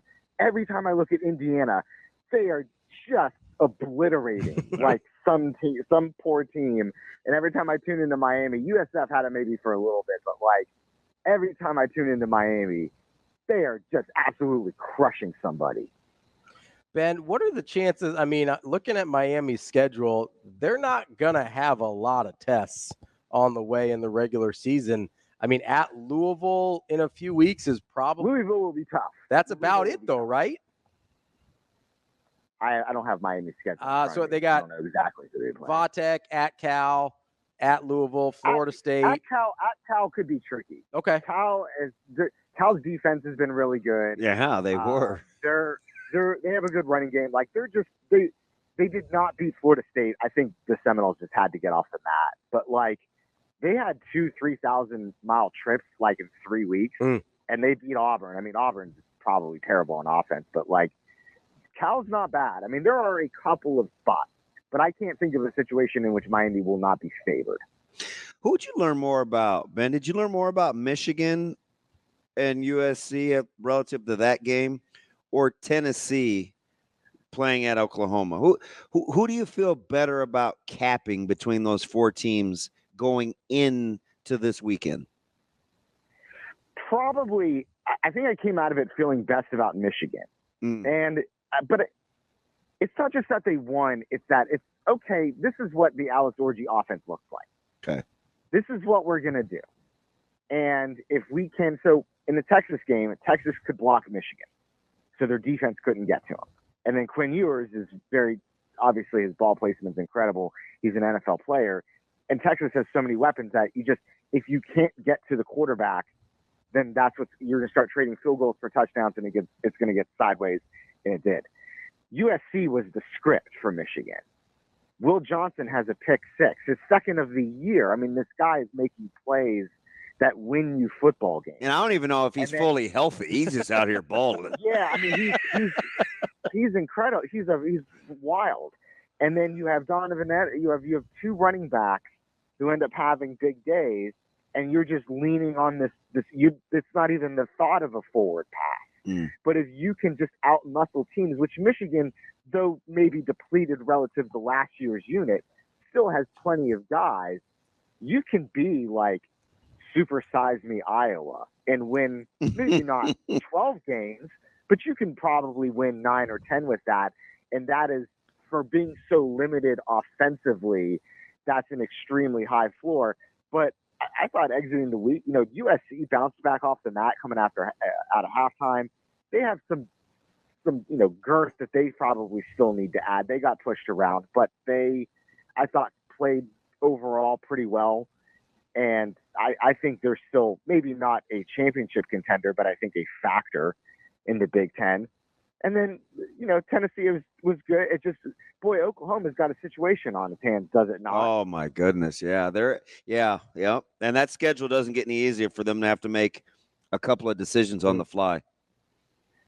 Yeah. I mean, I think that quarterback battle is legit.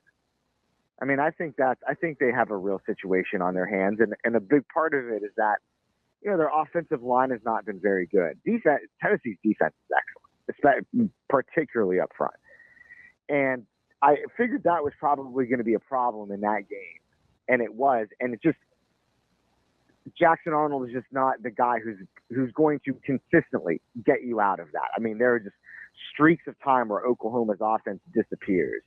And I think you have to go with the guy who gives you a spark. But that's me Monday morning quarterbacking test, literally. All right, so I'm looking at Tennessee though, and I get it. They had been explosive on offense, but they ran the ball for less than ran the ball for less than 3 yards a carry. Yeah, and Oklahoma did a great job. And they threw for less than 200. Did we validate Oklahoma defensively, or is Tennessee? Yeah. They still okay.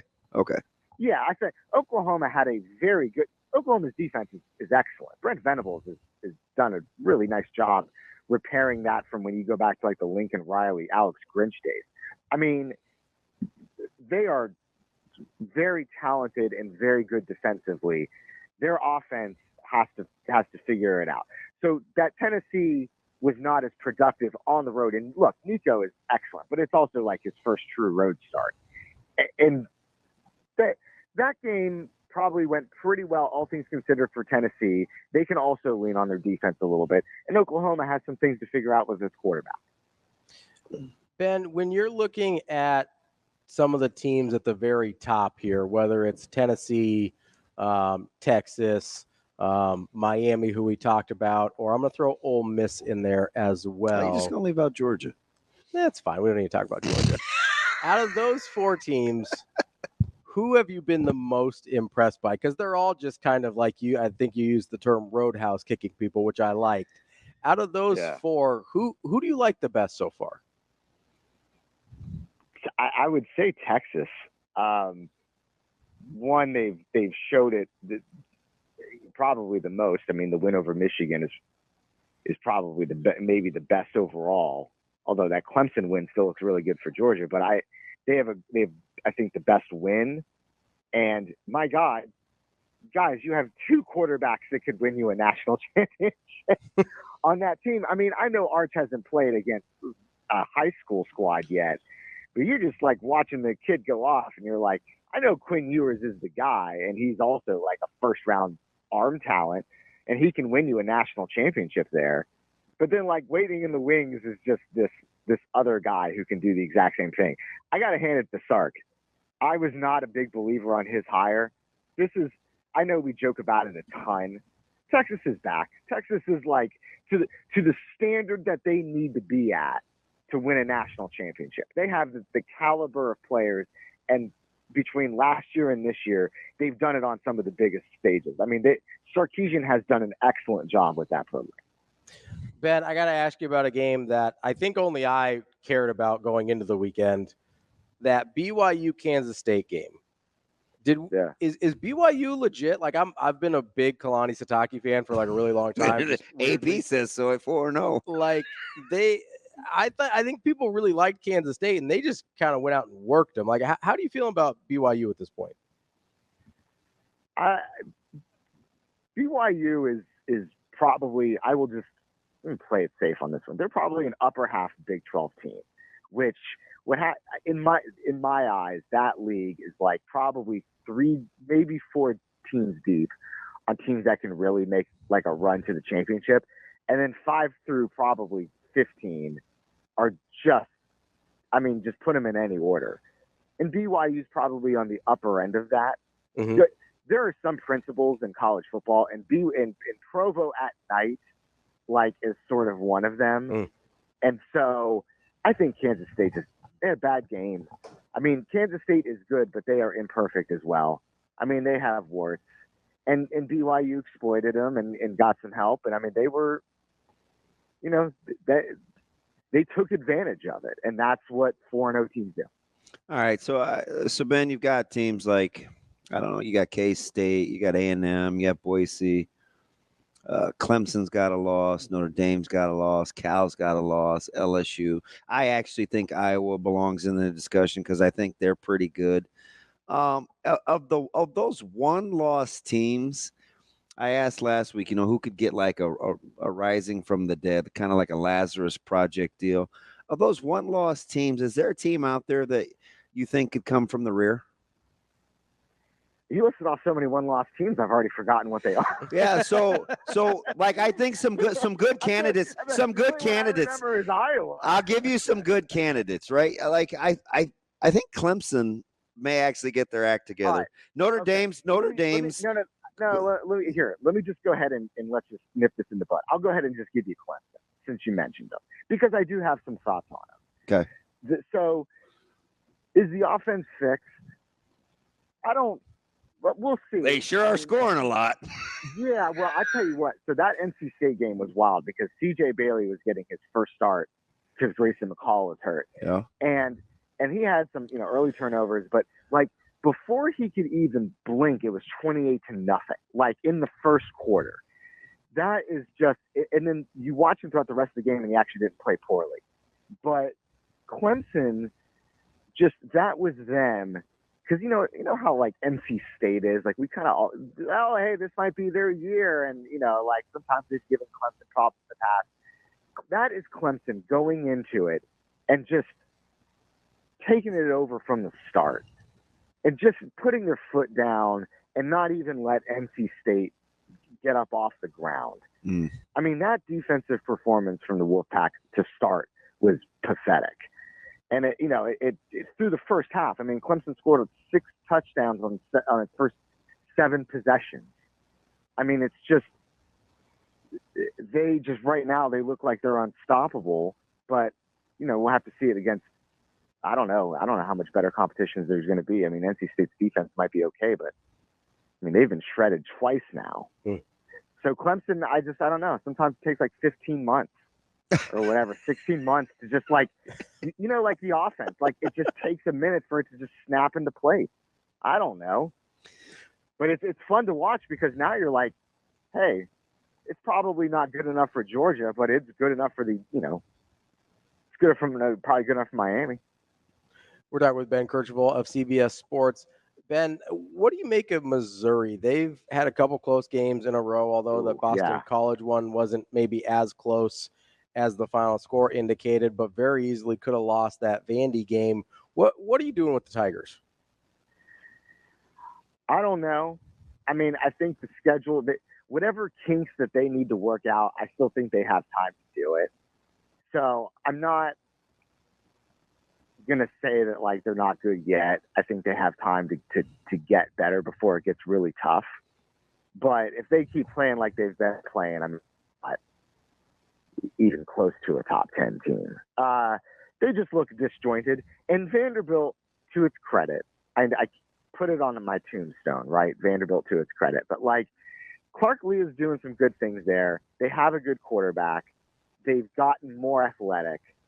Like Vanderbilt is no longer just the pushover in the SEC. It's probably Mississippi State at the moment. Mississippi State is terrible. But like Vanderbilt's not awful. And when you don't play well and they haven't played well, that's what happens. I mean, they got down 14-0 to Boston College. Now they were able to right the ship, but like Boston College is good enough to do that on you. So they got some things to figure out for sure. Man, when you're kind of watching college football, and there's going to be some of these teams like we mentioned that are kind of close together, but I also think coaches just want to win and move on, especially with 12 teams. So maybe being impressive isn't like at the frontal part of the old lobe. Are you having to watch these games differently based on the fact that coaches are just trying to win and move on? Or are there other things that you'll be kind of trying to watch for as you parse through these teams that are kind of clustered together? Well, first of all, if you ever watch a Lane Kiffin team, that man's always trying to come. Yeah, he stays on the gas, doesn't he? They may be pretty good too. I don't know what coaches you're watching, but you're not watching the full spectrum of them. There's some coaches. James Doan I had to like sweat that bet, y'all. I'm sitting there like Clemson's. I'm like, they got this in the bag. And then NC State just keeps going. I'm like, yo, man, Doan's like trying to kick down the back door. What's going on here? They're not just trying to win. They're trying to make some boosters very happy along the way. Like, hey, man, I took you guys. Like, okay, let's get this on. Okay, here's the other just reality for probably 90% of the teams in college football. It literally is just week to week, y'all. Like they are just trying to get a W. And I think it's tough out there in those streets. Again, like 90% of college football teams, like you're just trying to get a W, man. You're just trying to get a win. You're just trying to get things to like not go terribly that day. That is most of college football. So when you say the coaches just want to win, they're just trying to get the next week. So I think the marquee matchup outside of Georgia and Bama, and apparently now it's Illinois and Penn State too. But I tell you a quiet one of a one-loss team that may continue to make some noise. How about Louisville and Notre Dame? I think the odds makers made Notre Dame they're like a 4-point favorite. I still don't know what to make of Notre Dame outside. I know they're good defensively, but you seem to like Louisville quite a bit. Actually, I haven't watched Louisville as much as I probably should have for an undefeated team. I've caught a little bit of it. A little bit of them. I would say with Notre Dame, they're talented but flawed. I mean, like you mentioned, their defense is good, but Riley Leonard is just not much of a passer. It's just, again, can you just run the ball down their throat? If they can do that against Louisville, then I think they probably can win that one. But I don't know. I think I get the impression Louisville is a top-end ACC team. I think this will be tough, especially in that environment. Ben mentioned Penn State just a second ago with their matchup against Illinois this week. You buying or selling the Nittany Lions? This is like a 17.5-point game. I'm probably buying on Penn State. That outside of Bowling Green, which, by the way, Bowling Green gave Texas A&M hell this past weekend. Mm-hmm. Bowling Green might not actually be terrible. Bowling Green might be okay. So either that or they're just they're wasting it all on these Power 5 teams. But Penn State has shown in every other instance that it is putting its foot down on teams. Against in West Virginia is not that good, but they went into Morgantown to start and they put their foot down. They've taken care of the cupcakes on their schedule. There is no doubt about who they are.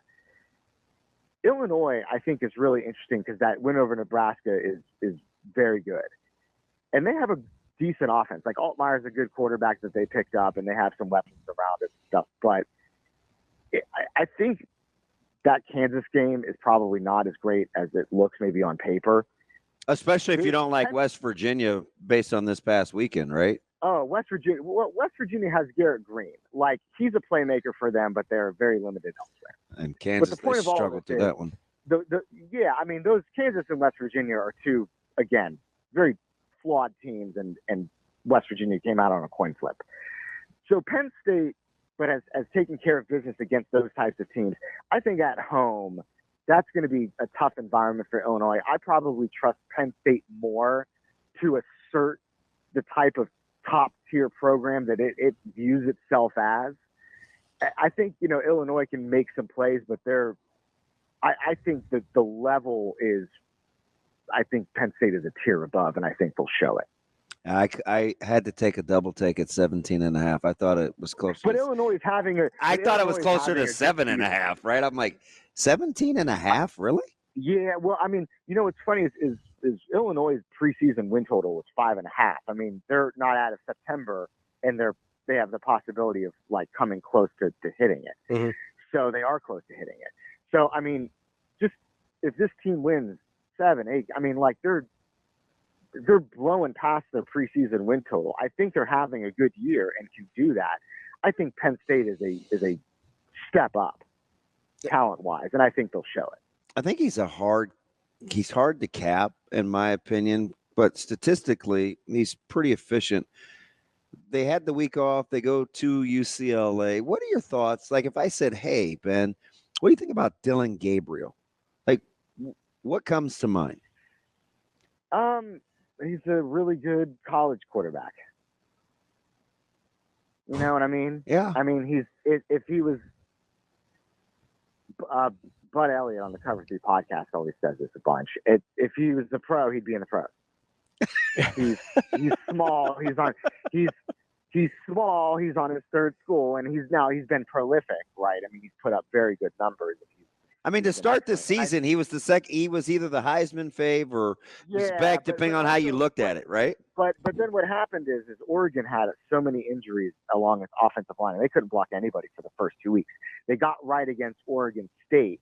We'll see if that continues.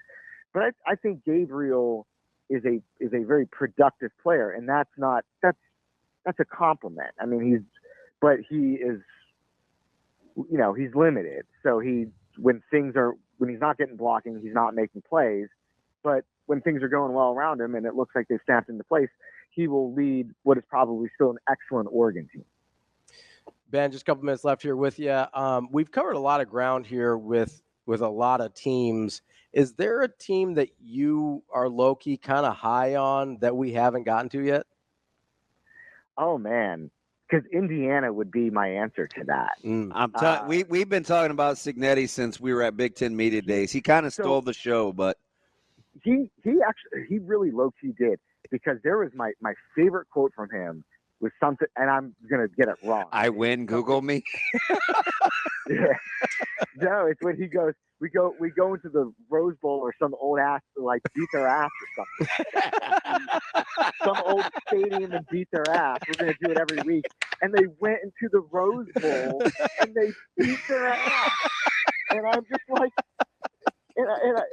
and you know, work their quarterback is pretty good. I mean, like and every time I look, like they've schemed guys open, like they're getting guys in space, and they like offensively they look really fun.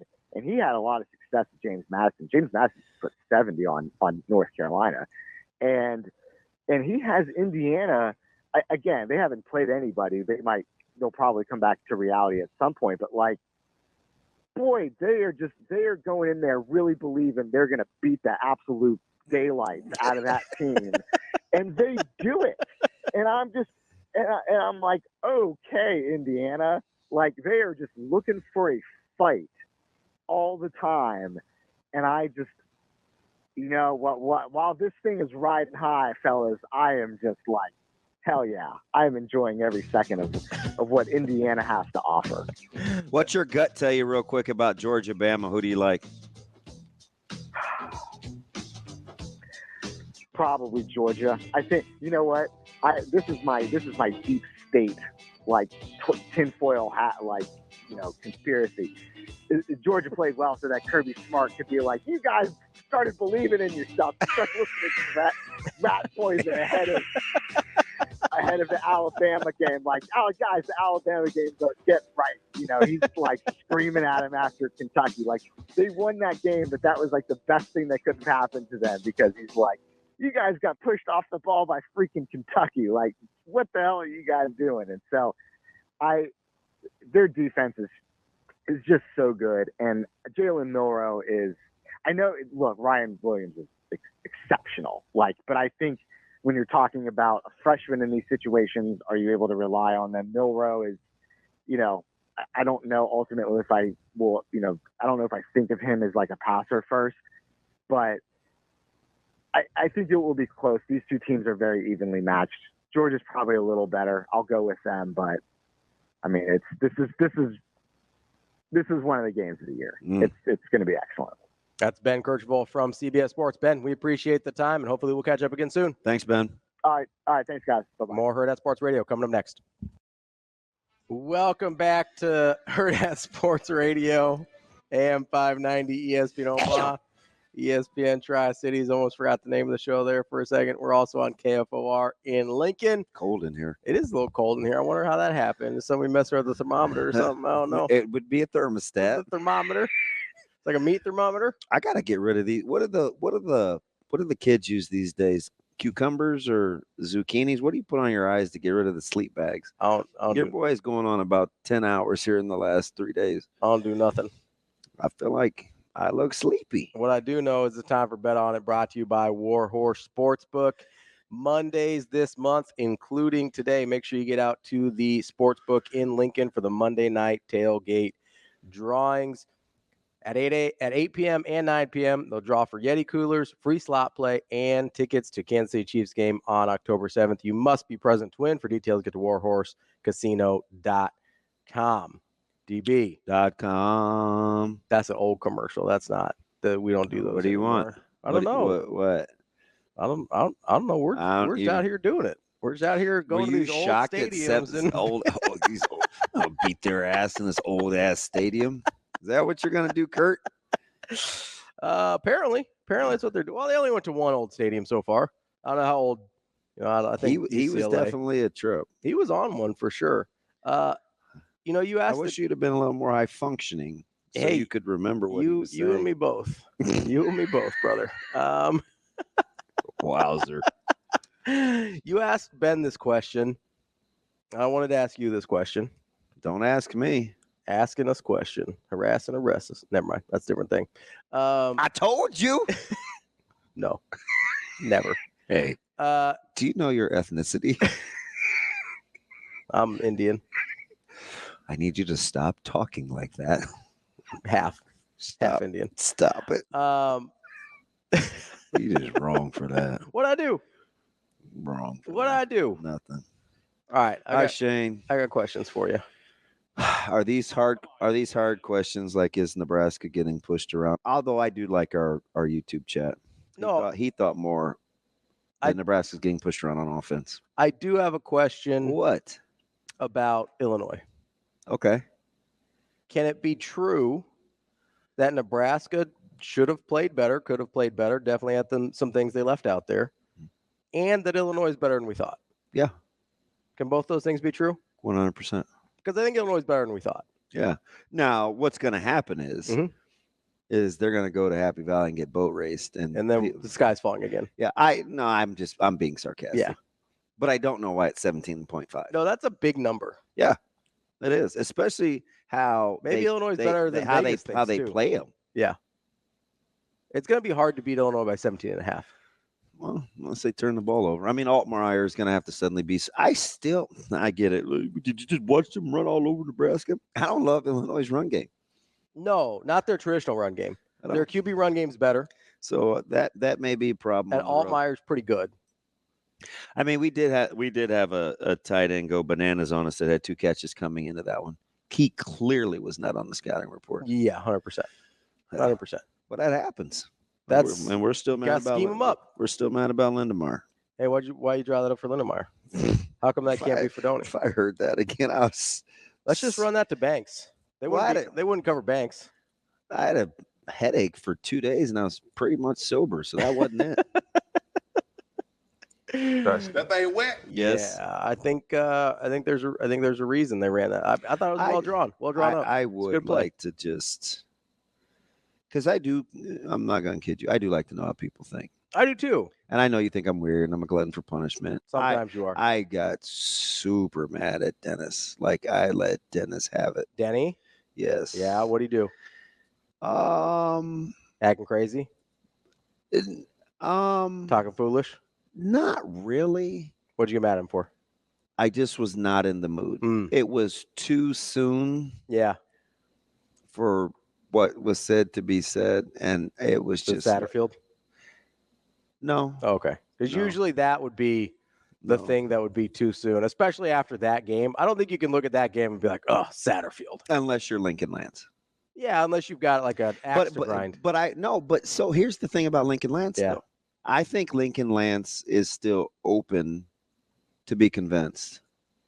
So I'm serious. Like I think that's one of those where he wouldn't mind being wrong. I think Lincoln Lance wants you to think he's open. Well, that's how Severe is. Severe's book closed on Satterfield. Yeah. So like he's out. But this is where my skepticism and your open-mindedness about people are different. I am open-minded with people. You are, much more so than I am. I hear people talk a certain way, and it's like, okay, you're telling me one thing, and then everything else you say after that contradicts the first thing you said. So Lincoln Lance says, hey, I'm open about being Satterfield, and then he only ever gives you evidence. No, so here's the thing. Okay. This is what I think. Okay. I think for a guy, and he's not, there's several, it doesn't matter. Like, so now we're on this, is Tony White really that good thing? Mm-hmm. So I think what happens with people like that is, yeah, they are open to not being right, but what they ask you gives examples of why they believe what they believe. Okay. So I think with Lance, it's not. But they never bring up the other side of the argument. Like if you're actually open to something, you'll say, oh, hey, this happened. Well, I'm not so sure. Like he might want to be wrong, but he's not open to being wrong. So let's say we're doing the points per play thing. Sure. I'm not so sure he's looking at it like, okay, if you catch the pick, mm-hmm. if you win the 50-50 ball and you complete the pass to Lindemeyer, your points per possession increase dramatically. Because most people, it's not like he would be the only one to not think like that. Right. If you're just looking at the analytics, 98% of the people would look at it the way he's looking at it. You don't think of the counterpoint. I need people to just. I always do, because it's not like I don't want to make it seem like I was born this way. Mhm. Some of it is innate, learned behavior, but most of it is because I coach. Yeah, And I'm not I have to look at it that way. right, because you don't want to make snap decisions about things that aren't necessarily true. Yeah, so it's how I deal with people. It's how I do conflict resolution. It's how I do everything, right? It's just You have more faith in the benefit of the doubt than I do. well, I just think with enough, maybe. That's what I think it is. And you're not. I'm not saying it's wrong. Or Maybe. Right. I'm not saying it's wrong or right. But it's not like I'm like pro humanitarian, like go good guy. Because no, but you give people a lot of leash. I am pro people. You give people a lot longer leash than I do. I'm pro people because I think people generally want to. I don't know. I need fans, so I want to encourage fans. I'm not gonna. I like fans. I am a fan, right? I'm gonna say I need fans. I like fans. I think it's very, very important. I am a fan, but I also, when I see a fan that isn't gonna think a way that makes any sense to me, or the way that you want them to. Not even that. Like, if you can lay out a logical argument that I disagree with, I'm gonna disagree with you, but I'm like, yeah, I can see how you got there. Yeah. But if you're just not even thinking about things in a way, or if you're just like, hey, I'm not trying to be logical, I'm going to be emotional, cool, no problem. Like if you're just like, hey, I don't care what the real reason is, I wanted to beat Colorado by 50. I got you. 100%. Speaking of which, Mr. Logical, he is team pragmatic. The mayor says, hey, Nico gets 4 games to play and still redshirt, right? Can we talk about special teams? That's exactly how he talks in real life too. Yeah. That is vintage. Yeah. If you want to talk about like I think there's real issues to address on special teams, sure. If you want to talk about technical versus tactical, we can have that conversation. Or if you just want to be emotional and say, hey, I just need us to make a GD kick at some point. Cool. Like I'm cool with all of that, right? But when you start talking about things, it's usually, and I think I mentioned this last week, it's usually when people say emotional things and then try and pretend they're logical about it, that's where you lose me. Well, that's where you lose me. You can be emotional, and I'm cool. You can be logical and disagree with me, and I'm cool. If you're going to be emotional and then try and convince me you're being logical with your emotions, I'm out. But isn't that just what people do? You got to be better, though. You're telling me all the time we got to expect better out of people. I'm expecting better out of people. You want to have a discourse? Either tell like, hey, we're having an emotional conversation. Cool. I can be mad. Just you see me. I'm King Petty. I'll get mad with anybody. Right? I'll stay on it. I don't have a problem with that. King Petty. Oh, I know that's Richard. Ravi here for being Dick Petty. I forgot. That's Richard. That's my bad. What the world? Huh? 3-year 7-10 champ. Nice. You want to talk special teams? At least. So he does bring up a good point that I talked about earlier. What's that? Roster management and special teams is clearly going to be a thing. It has to be. Kind of tying this all together. You know what I'm betting on? What? I think Illinois is going to cover against Penn State. Really? 17.5 is too big. Ooh. I think Illinois is pretty good. That's my takeaway. 17-0. That's too much. We'll be back to wrap up the show. Funny social media people. We do. I like our fans. We'll talk some NFL coming up next. Welcome back. Hurrdat Sports Radio, AM 590, ESPN Omaha, ESPN Tri-Cities, KFOR in Lincoln. We're live on Twitter, Facebook, YouTube. It's not working. That's DB. He's drawing on his phone. It's not working. I'm Ravi Lulla. Do you know what I wish I had? I'm not using a coloring book right now. What's up? Like the old thing where I could draw. Stylus? Yes. Yeah. That's the little pen thing, right? Stylus. That's what I wish I had. You got to get a different Android for that.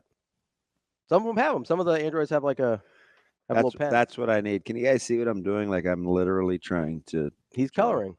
But I'm like, I can't. So I go to draw a dot, right? Mm-hmm. Oh, well, there's one. But it's too big. It looks like it's not how I want. It's not how I want to do it. I want to show everybody exactly what happened on the goal line. And I also want to show everybody what happened on the overtime run. That's what I want to do. Oh, on the Illinois overtime run? Yes. Where he breaks to the outside? Yes. Got maybe a couple bad angles on that one? Yes. Not keep him contained the way we want to? Yes. Yeah. That's what happens. Yeah. Is that a bad defensive play call, though, or is that execution? It's a fair question. I don't we needed to do something. So I go back to what Coach Rule said, how we need to figure out what we're calling with who we have in the game. Sure. So the play call might have been okay, but not a great fit for who was in there. Correct. So it's going to be hard for them to execute. Although I have seen a couple of the guys that didn't get there before. Yeah. And I also think there was something to the formation, right? Back on the field, the back to the left of the quarterback versus back being away versus where the 3-by was. Mhm. So I do think they got Nebraska to line up how they wanted to. So you're telling me sometimes play call and results are not directly correlated. Are you being No, I'm just asking a question. Like sometimes a play call does not directly offensive? well, either side Okay. either side of the ball Okay. does not directly correlate to the result of the play. Is that fair? Yes. Is that a thing that happens sometimes? Yes. So like if you drop a super nice play, let's say to like a third string tight end, just as an example, Oh, and boy. he's wide open in the end zone, Sure. and then a ball is thrown in a place where he cannot catch it, Sure. right? Was that a bad play call then because it didn't turn into a touchdown? Mm. Is that Yeah, that's fair. okay? So that may not just show up in the stats, is what you're telling me. That was a good play So call. let's just take our emotions out of it. So sometimes good play calls don't show up in stats. Friday morning, I came back to you and I said, as a guy that helps put together defenses, Yeah. I was upset that we gave up the 63-yard touchdown to Bellevue West. Mhm. Right? But the first thing I said was that was a heck of a play call. Yeah. He caught us in such and such. Yep. And he did this. Now the throw still had to be on the money. Got to execute. And the kid had to win on the route. Mhm. But it was a great Good play call. It That was the 4th and 2, right? Yes. Yeah. And he went over the top on us. Yeah. Now, easily you could have, if that play doesn't If he work. drops it, say he If drops that the ball. play doesn't work, Like, hey, just run the ball on 4th and 2. What are you doing? I'm sure the fans feel some type of Why way. aren't you running the ball on 4th and 2? You can't line up and run the ball on 4th and 2? But he made a play and a great throw. It's 3rd and 3. We got 2 downs to get 3 yards. You can't just run it? Listen, that's exactly what it was too. Yeah. That's exactly what it was. They got 1 yard gain running it, and it set up 4th and 2. So you're telling me, we got on the headset and we're like, hey man, sometimes good on you. You just tip your cap. Yeah. And sometimes you get the right play call and they don't execute. You really want him to complete, because do you feel like if he completes that pass that Ball game. we're not having a lot of Ball anxiety? game. We're not talking about it. Now I do disagree with Sam. Sam said earlier that if he completes that You're pass, not going to be the only one. Sam said earlier that if he completes that pass, then Nebraska still gets to learn everything they need to learn and they get a win. I'm not sure that's true. I think there is a fundamental human element that makes it harder, even if you know you didn't play well or didn't play to your best, that makes it harder to learn until you fail. Did you get the philosophy of if you're going to take a shot play, then In overtime? no, with the play action, the Lindenmeyer, then you're not kicking the field goal? No. Did you understand what people were saying with that? No, not at all. I might be missing something, and I'm being dead serious because I was pretty peeved. Because what happened? Okay, because let's go back even further, right? Okay, no, wait. Joel might be talking about this. Okay, I just saw this. Joel says, I would rather see them run the ball on 3rd down when they threw to Lindenmeyer, knowing you're going. Okay, so this is what we're saying. I'm reading this slow. I'm so special. I would rather see them run the ball on 3rd down when they threw to Lindenmeyer, knowing you're going to go for it on 4th because you don't trust your kicking. That's a sneaky coaching decision I'd like to revisit. Know where your capabilities are at right now. I don't think it ever crossed their mind that they weren't going to kick. I disagree. Yeah. I don't think it ever crossed their mind they weren't going to kick. I kind of disagree with that. But as I read it, I'm guessing this is what everybody, that's funny he sent this. I'm guessing that's what the critics were saying. Yeah, right? I think that's nuts. Now let me, before I say that, I'm processing. Okay, you process. I'm going to yell. Okay. On 4th and 3, I'd rather see them. Let's say they get a yard on 3rd and 3. Now it's 4th and 2. If it's 4th and 2 and they go for it and they don't get it, what's the conversation we're having? Why didn't they take the points? Why didn't they kick the field goal? That's the exact same thing we're going to have that conversation with if they go for it on 4th down. The exact same conversation. And let's not pretend like the 3rd down play call wasn't there. Okay. If we're to the point where we're like, hey, Dylan Raiola can't make that throw, I have a question. then what are we doing? I have a question. Go ahead. He wanted them to go for it on 4th down then. Yes. So Which means he wanted to run it on 3rd. So people are saying 2 downs to make 3 yards. Yes. And I'm saying you had a touchdown, take it. Okay. You had a touchdown, take it. So I don't know if that's ludicrous. I don't agree though. No, I only think it's ludicrous because if it plays out differently and they don't get the 4th down, people are like, why don't you take the points? Why don't you kick the field goal? So I've seen this play out. If you don't score on that drive, no one's going to be happy. Like, that's the bottom line. If you don't get points on that drive, no one's happy. Okay. And we will second guess the decisions the entire time, no matter what. That's the truth. That's why that's one of these emotional reactions trying to turn into logical explanations. Just be like, hey, we needed to score on that drive. I'm mad we didn't score on that drive. But I don't think he's being emotional. I don't know if he is. Oh. But in general, the fan base is. Okay. Yeah, because I don't think he may not be being emotional. He's not really like that. Because maybe if they go for it on 4th down and they don't get it, he's like, hey, that's the right call. I'm cool. Maybe he's like that. But the rest of the fan base goes, hey, why didn't we just kick a field goal and take the points and take the lead?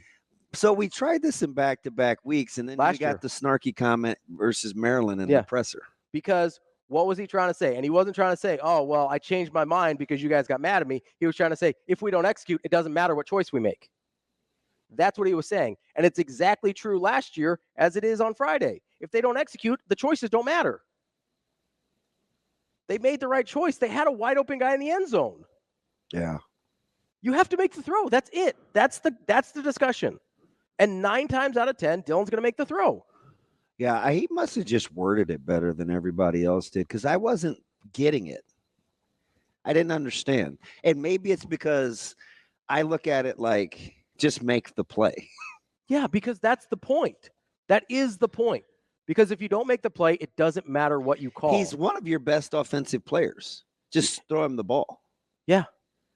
And you've got a quarterback who, again, what do you want to say, 9 times out of 10, 99 times out of 100, that throw he makes. That is not a difficult throw. He just missed. It's okay. Okay. All right. So he's like answering my thoughts for me. It's not about the conversation, Ravi. It's about being the coach and knowing it's 50-50 or worse, you'll make the kick. You have to know that as rule. Are your odds better than 50-50 to get the yards on 4th? But I'm sitting here listening to the rest of the fan base telling me that Nebraska got pushed around the line of scrimmage the whole game. So is it better than 50-50? Huh. Or is your best percentage to let your 5-star phenom quarterback make a throw to a guy that's open in the end zone? So I feel like this is an amazing Daniel thing. Are we operating under the assumption that he knew he was going to kick the field goal the whole time? That's what I'm operating under the assumption as. That he was he's like, hey, we're going to drop a play we like. And he said it in the postgame. That wasn't even. I have a question though. Yeah, go ahead. Do you call the play you do on 3rd down if you're going to settle for if you're going to kick a field goal? I think you're trying to score. So he addressed this in the postgame. That wasn't the initial read. Dylan saw he wanted the flats, yeah, to get the 1st down. But he said Dylan saw this guy break open and he made the throw. They weren't taking a shot there. No, I know. The shot just happened to be open, so they took it. Right? Like and you have to live with that. Yeah, I think you have to live with his decision making. Yeah. Dylan's or Coach Rule's? That's my or gut. Both. Well, Coach Rule they're obviously trusting in Dylan. Yeah. And if Dylan sees a guy break open in the end zone, you have to let him throw that ball. Yeah, this is really weird that I'm processing this real time because I don't have any preconceived thoughts, but my gut says, even though I'm listening to this back and forth, I think I rest on the fact that as a coach, I put it in the hands of my players because I think that guy's pretty good. Yeah. That's what I think. So do the rest of us, by the way. I don't know. Well, we don't think Raiola's good. Would I use 2 downs to make 3 yards if I was going for the kill shot? But he's not going for the kill shot. No, he's going for the lead. Yeah. That's it. No, I'm sure we'll come back to this tomorrow. I'll be stewing all day now. I'm sure we will. That's DBM Ravi. We'll be back on Tuesday. More Hurrdat Sports Radio.